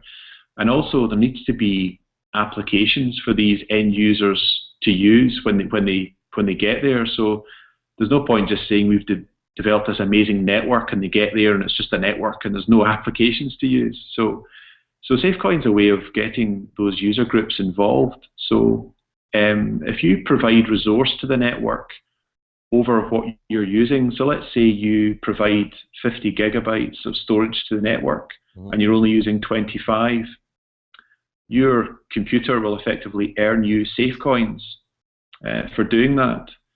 In the same way that if you're an application developer, an open source application developer, and you develop applications for the network, based on how often that application is used by end users, that application developer will also be paid in SafeCoin. And these will be credited to the individual's SafeCoin wallet.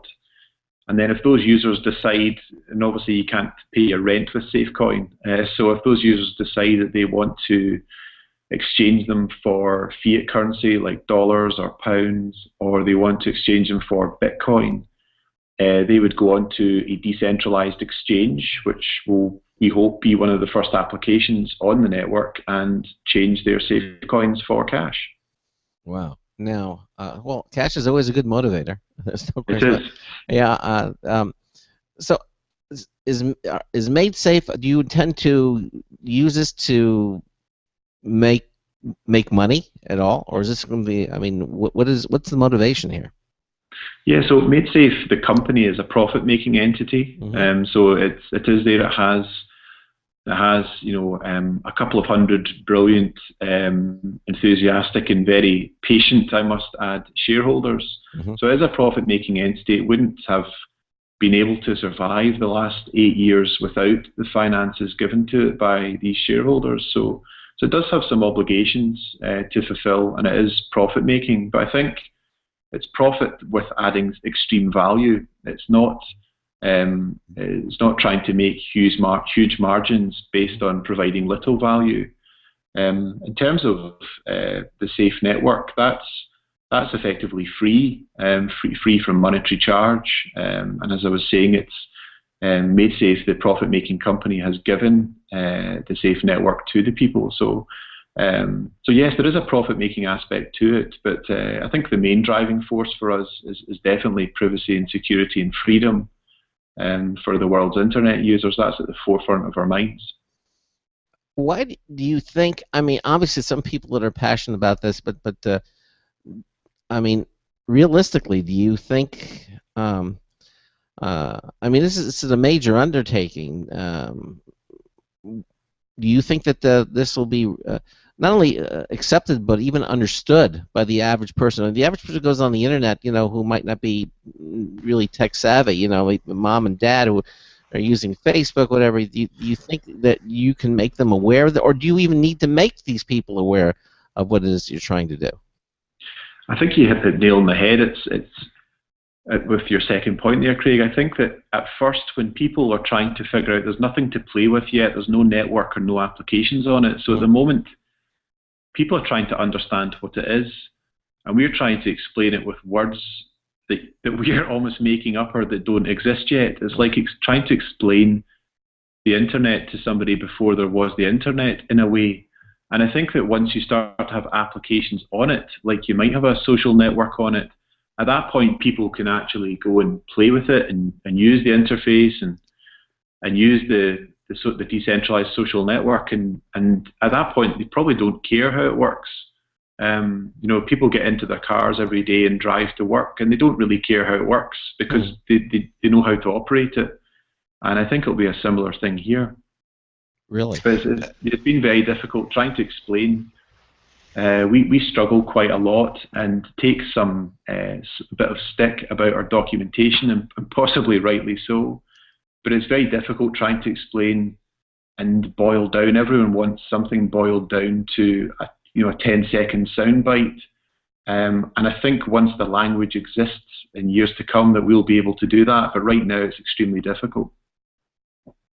Yeah, I mean, you are trying to supplant what is essentially nowadays a utility.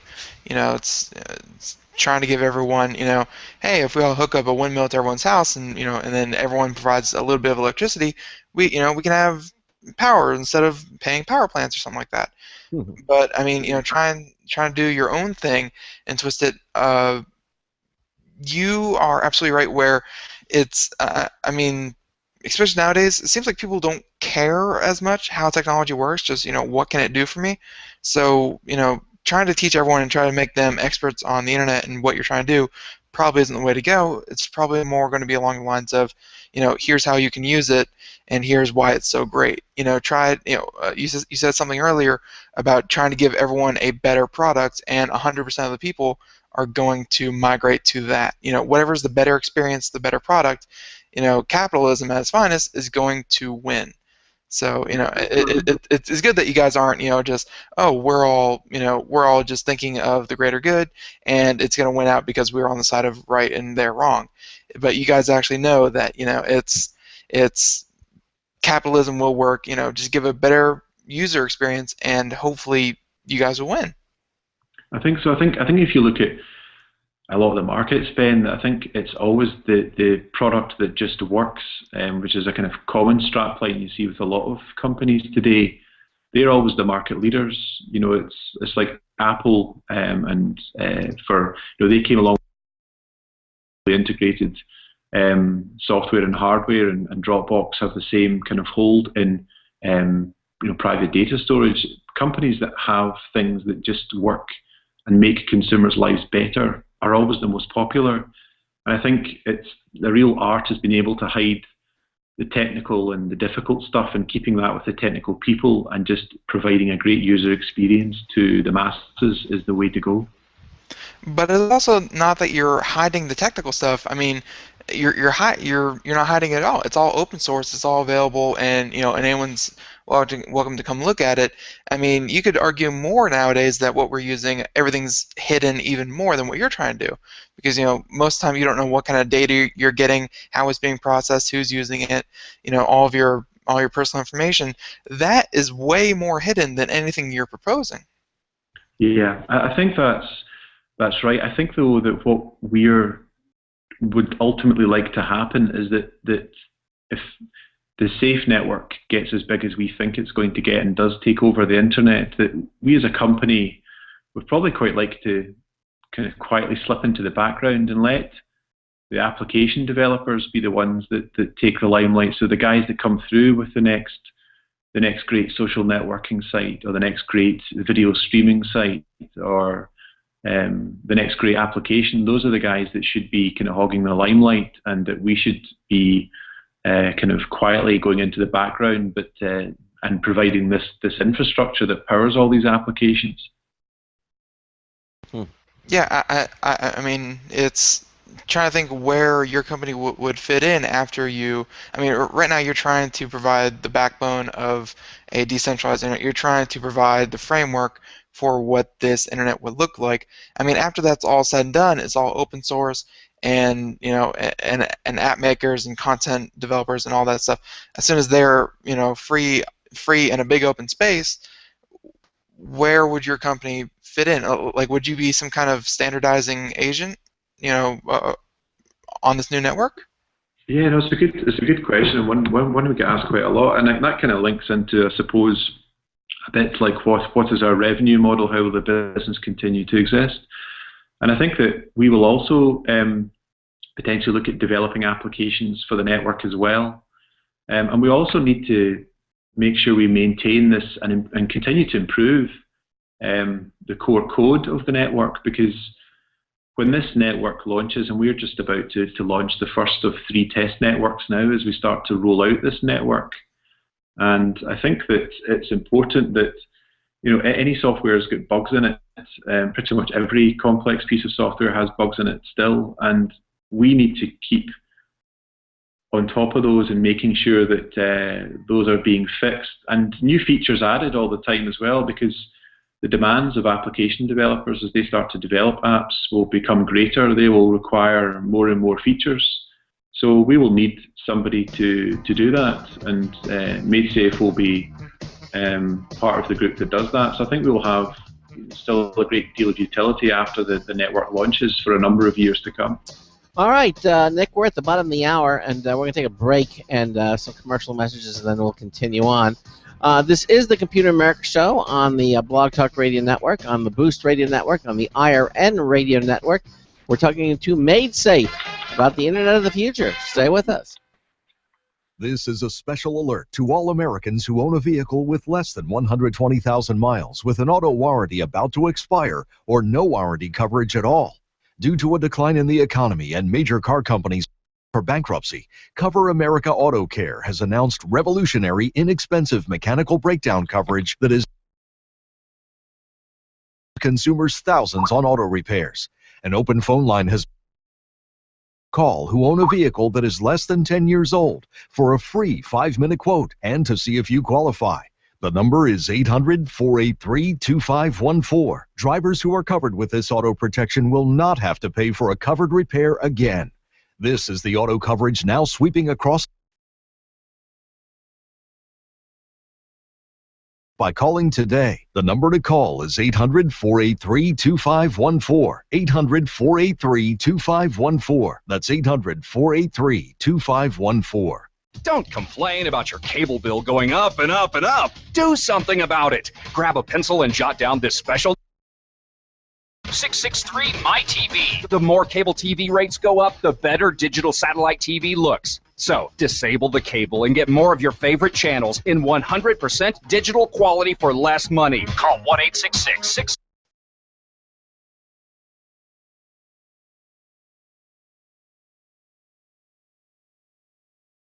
includes your free HD TV upgrade, your free DVR upgrade, and your free professional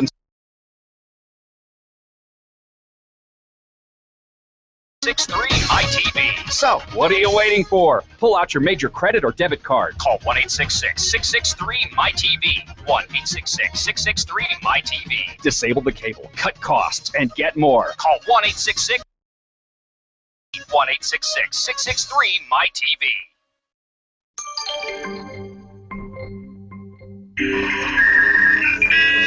Hi, this is Marty Winston for Computer America with a News Tips Bulletin Review of the StarTech ST4300U3C3 4-port USB 3 hub with 3-port charger.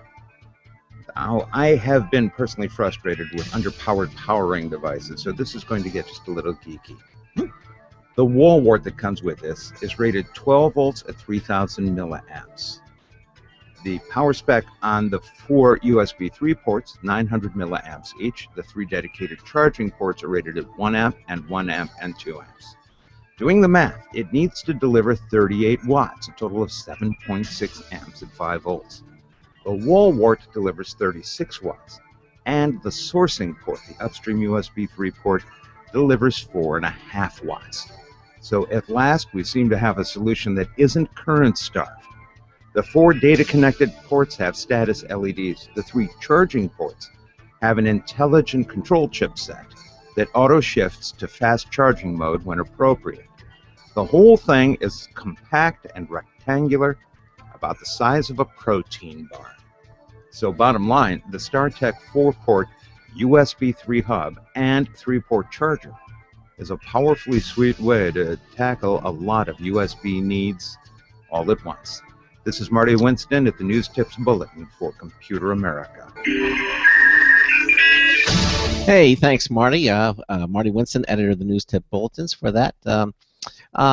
Since we're talking about privacy and security, let me point out a special limited offer that we have from our good friends over at ProXPN. If you go to computeramerica.com, you'll see right there at the top of the left side of the page, it says click here for a limited special offer from ProXPN. And, you know, we've been talking about when you go online these days, you know, you and your computer are in risk with your privacy are being compromised. You know, especially when you use it in an open Wi-Fi connection like at Starbucks or your favorite bookstore. But even when you're at home, Internet service providers can monitor where you go and what you do, and if you do something that exceeds their guidelines, they can even block you from whatever it is you may be doing. Also, you're looking at content from other countries that's susceptible to being restricted.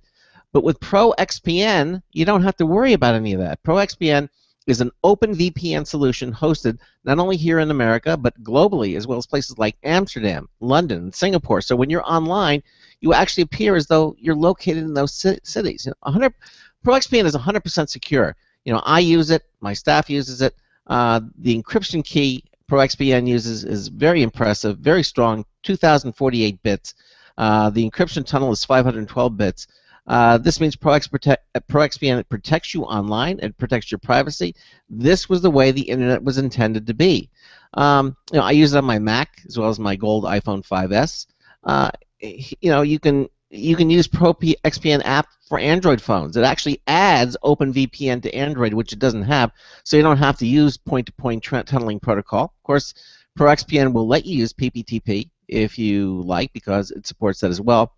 Look, we want you to use ProXPN, and here's the deal. You can download ProXPN for free and use it, but the premium version really is so much faster and better. Normally it's just $10 a month for $75 a year, but if you enter in the code COMPAM, C-O-M-P-A-M, you'll get an additional 20% off membership. And once you do, that's good forever, not just the one time. So that's less than $5 a month when you go for the yearly plan. Look, you need this until something newer comes along, like what we're talking about, and you need to do this now. If you ever go online and you listen to the show, you know this is something you need to do. It's the very best VPN we've ever tried. Again, it's proxpn.com. Use the promo code COMPAM. Here, just go to the homepage at computeramerica.com. Click on it. You'll read all about it, and just click anywhere on the page. It'll take you to the special page that we have set up with ProXPN. Just enter in COMPAM just once for 20% off your membership forever. It's ProXPN. All right, Ben and I are talking to Nick Lambert, who is with MaidSafe. He's MaidSafe's Chief Operating Officer, and we're talking about what they're talking about, a new decentralized internet. So maybe with something like that, you would need an open VPN, but that's what it's all about. And so let me ask you this, Nick: How do end users and application developers get involved with this project? Yeah, sure. So I think application developers are already getting involved, Craig. So as I was saying, we're rolling out this first test network imminently, and we have 3 over the next. Each of those will last 6 weeks, so that in the autumn we'll be launching this network as a beta. So everyone will be able to use it, but application developers can start to get involved straight away, and they can head over to maidsafe.net, so that's MAIDSAFE.net, and go on to our application builders page and start to follow the links there as to how to get involved. And I've got a really great bunch of guys in the office who will help these guys get set up and start to get running. Actually, I think in terms. Sorry, go ahead. Actually, if you go to computeramerica.com, just go to our show notes page, you'll see today's show, 626, and you'll see in the first hour we had Epson, but in the second hour you'll see MaidSafe, and we actually have a link to the MaidSafe website. So if you're listening to the show and you don't have anything to write down with, just remember to go to Computer America's show notes page, and we have the link to MaidSafe there waiting for you. So go ahead. Yeah, and I was going to say as well, end users. So end users will be able to start earning SafeCoin once the full beta is launched in the autumn of this year. And so we call it people earning SafeCoin. It's quite a common term in Bitcoin is mining, in which they solve kind of hard computational problems in order to receive Bitcoin.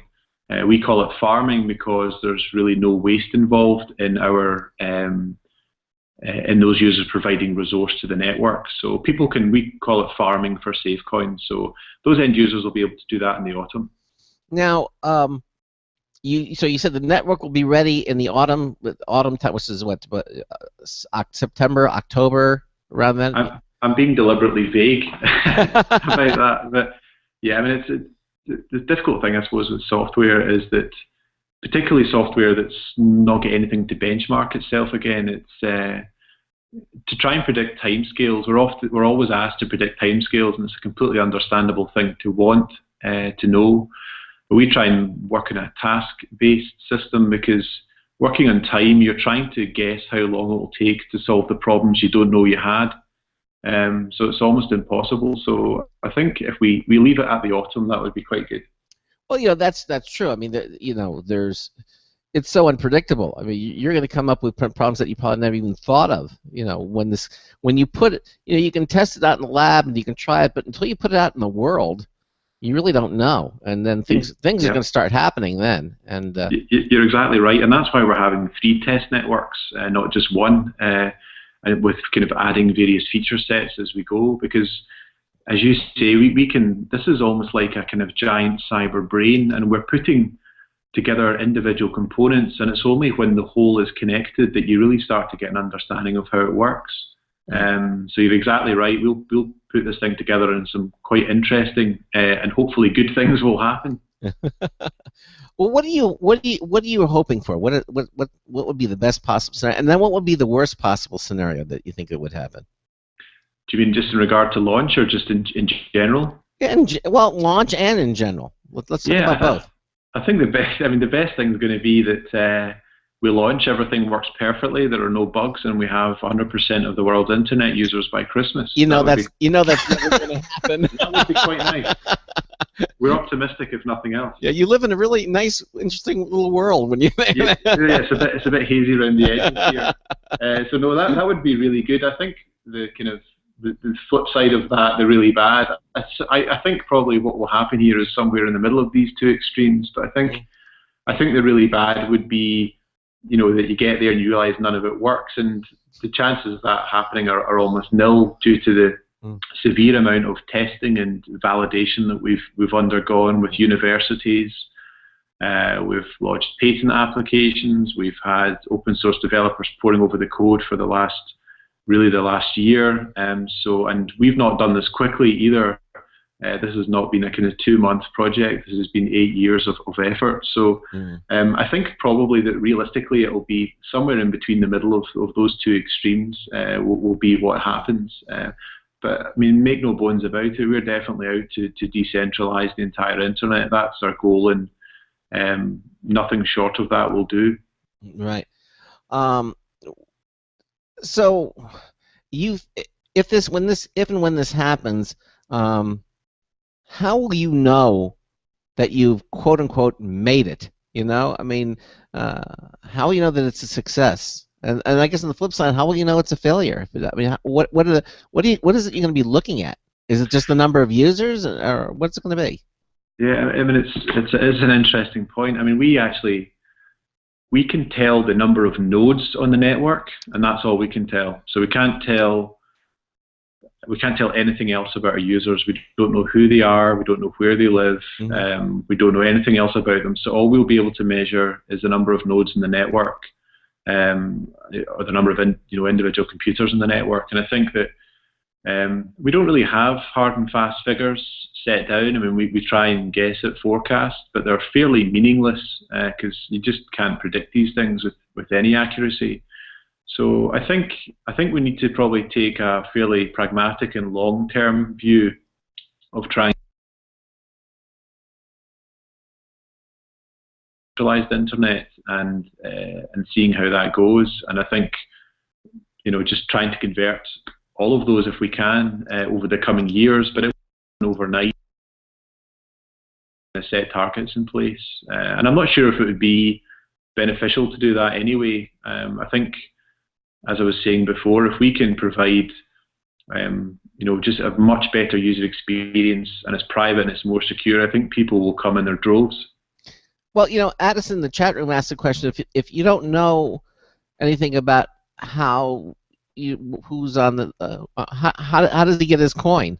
How does he get SafeCoin? Well, the network gives it to them. So the network is completely autonomous, meaning that it's self-healing. It doesn't require or want any human intervention.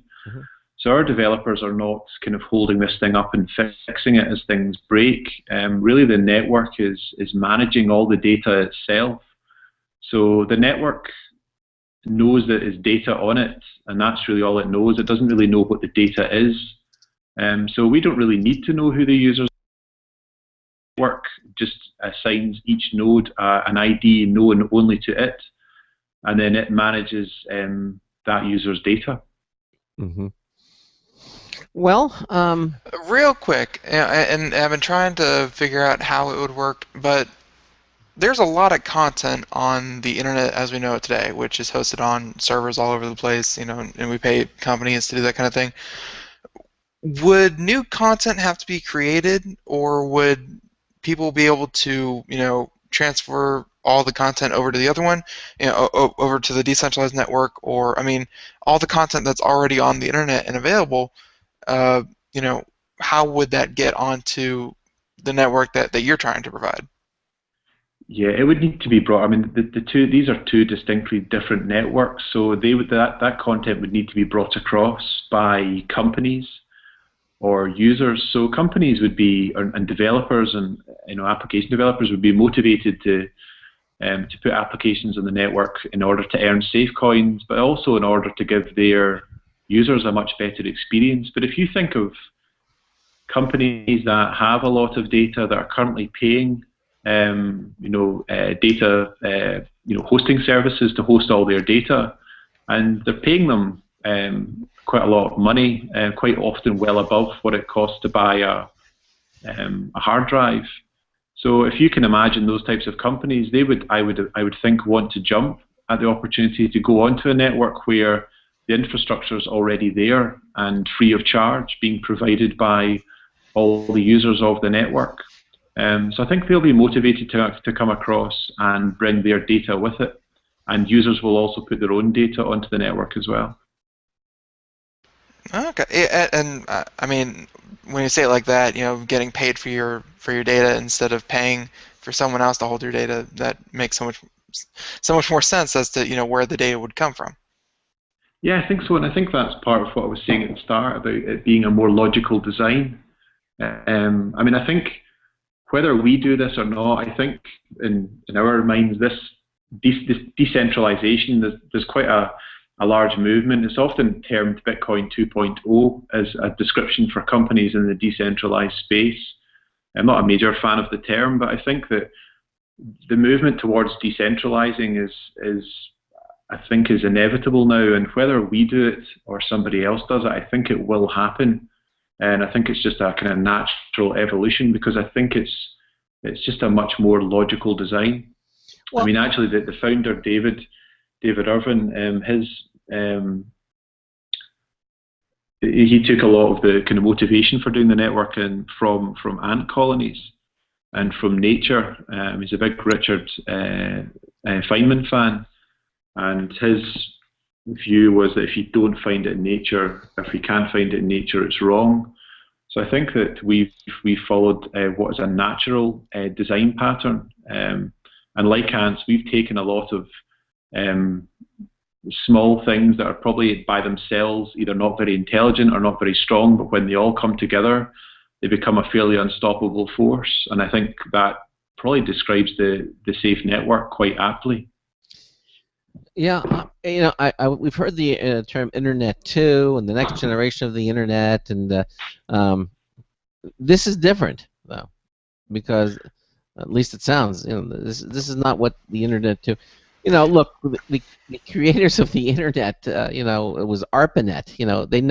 It was for the government. So if in case of a nuclear strike, they really couldn't take out the government communications, because it was decentralized. And then of course, it came into the Internet that we know today. I don't think the original architects of the Internet ever envisioned. I don't think they planned for this much porn and cat pictures. That's outside of what they thought. No, I don't think they did. But I think what Craig's talking about is just kind of the media, and hi, we're doing it too.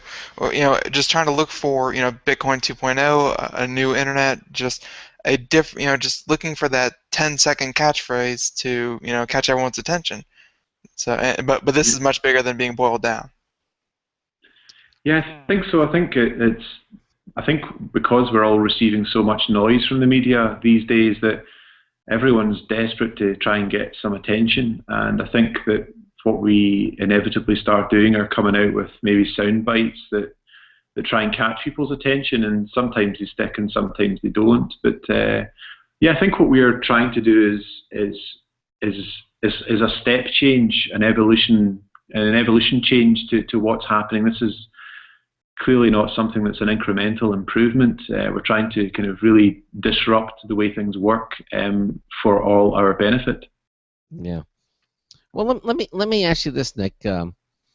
After the network is launched, okay, whenever that's going to be, sometime in the autumn, you know, late autumn, early winter, whenever it's, you know. I like your thinking. Yeah. After it's launched, what's next for MaidSafe? Are you just going to basically say, okay, now we're going to go into something else, or are you going to stay with it, monitor it, be part of the process, or you say, okay, well, we did our damage, now we're going to go do something else? I mean, I think both. Yeah, we've done our damage. Yeah, I think hopefully both of those. Thanks for that. We've got a marketing role open, Craig. Do you want to take it? No, I think we're going to try and do both of those things. I think we're going to stay on and monitor the network, but hopefully also at that point we're in the process of starting up some development pods. So these are open source groups of people based in different locations throughout the world who will help MaidSafe maintain this core code. So we'll do that along with those groups. But also what's next for MaidSafe, I think our plans now will shift onto other things that you can do. So what can you do once you have a fully decentralized autonomous network? Mm-hmm. There's things that you can do that the current internet can't do. So one of the things that we've discussed internally are things like distributed autonomous intelligence. And that could be where, all the robots of the world. There's actually a project called RoboEarth, which is a European-funded project where they are trying to disseminate information amongst robots just using the internet, because really that's all that they have. But using the Safe network would be a really nice fit for that. So if you could imagine, once one robot knows French, they all know French, that type of thing. Wow. So distributed autonomous intelligence applications are interesting to us, and I think also things like global voting systems are things, because we all seem to spend, and this could be for elections, or it could be for board members of companies, or almost anything you could care to imagine. But we spend a huge amount of money and have constant problems with corruption surrounding voting in pretty much every country.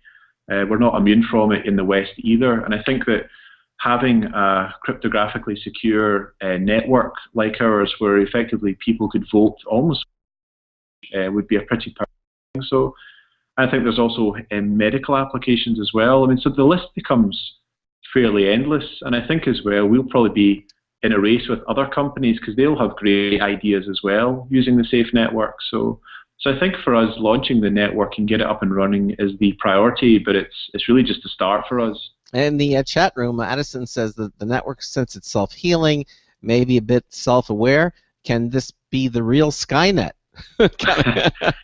Yeah, we've heard that one before as well. I'm sure you have. Yeah, I think the only concern there is if your computer starts glowing red, then it means something's gone wrong. But no, I think it's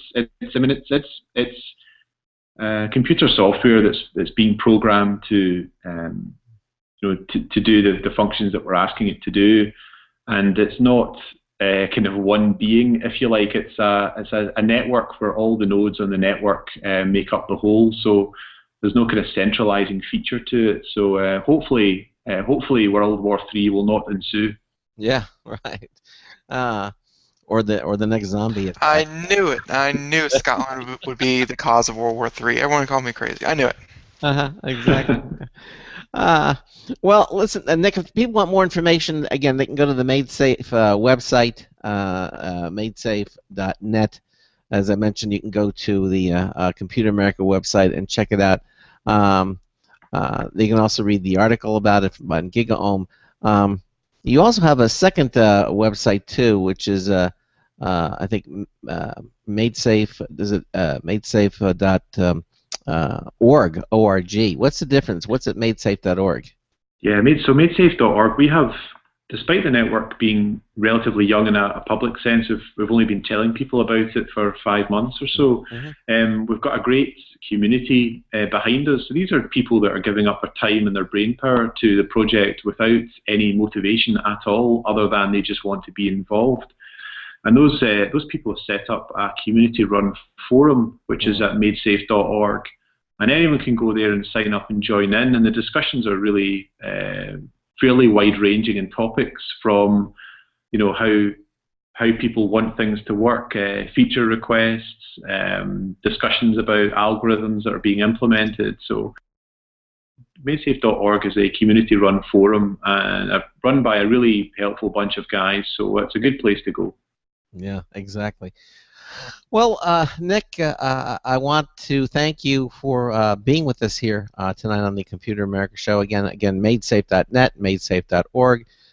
You can go to the website and read all about it. And if this is something appealing to you, our listeners, there's certainly some interest in the chat. There's interest in the chat room, and I'm sure people will be of interest not now but later, because you can listen to the archive of the show. People will be listening about this, and check it out. Again, sometime in the was it the August? Not August. In the sometime in the autumn. Autumn. That's the word. It was the autumn time frame. Hopefully, it'll be there. And in the meantime, best of luck to you, Nick, and thank you so much for being with us here on Computer America tonight. Yeah, thanks for having me on. Thanks very much. What time is it where you are, by the way? It's almost 5 a.m. So okay. I've got some coffee waiting for me.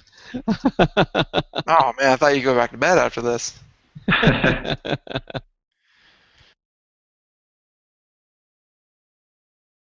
For being with us here on Computer America.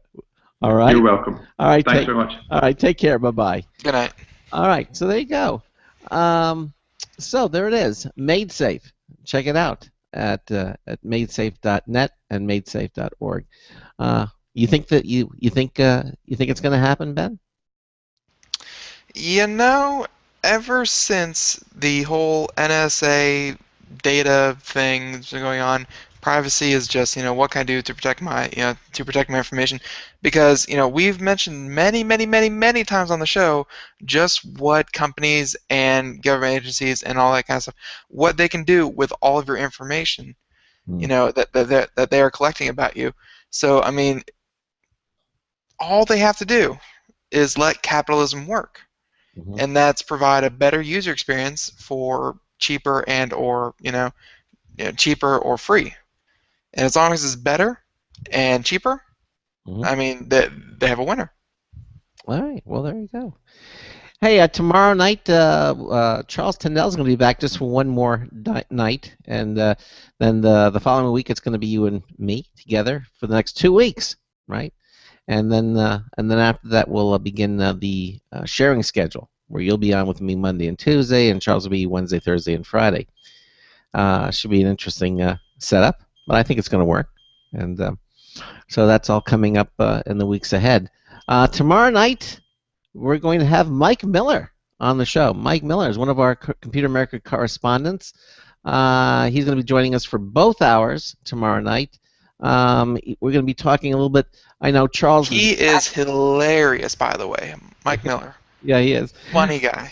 Yeah, he's a very funny guy. One of our Computer America correspondents, author of over 150 books, very prolific writer. We're going to talk a little bit more about the Bitcoin discussing. Charles really didn't get into enough opinion, so he wants to discuss Bitcoin with Charles.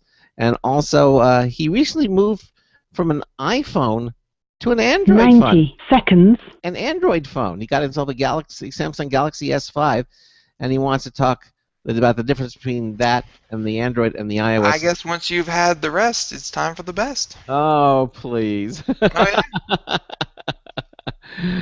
He might not stick with it. He might go back to it, but we'll find out tomorrow night's show. So, Ben, I guess we'll see you on Monday. You're going to have the rest of the weekend off. Seconds. Maybe Monday, maybe not.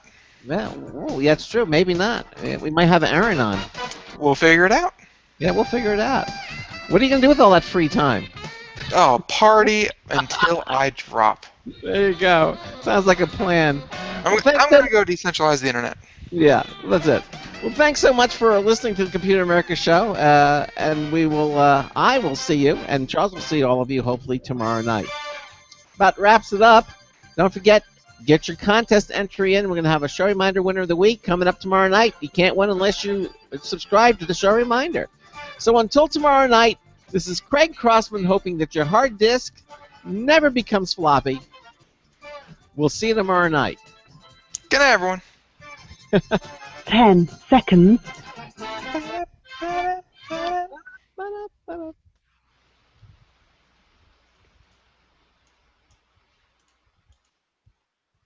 Thank you for using Blog Talk Radio. Goodbye. Okay, so we're out of the broadcast, but we're still in our live. Unfortunately, we did not get to computer technology news. No, we did not. Which, there was a major news story that a couple of the people in the chat room wanted us to talk about, but I guess hopefully you guys will be able to do it tomorrow, and if not, we'll talk about it as old news. Next time you do computer news. Okay. So of which being, are you not curious? Oh yes, you good. Please tell us, what is it?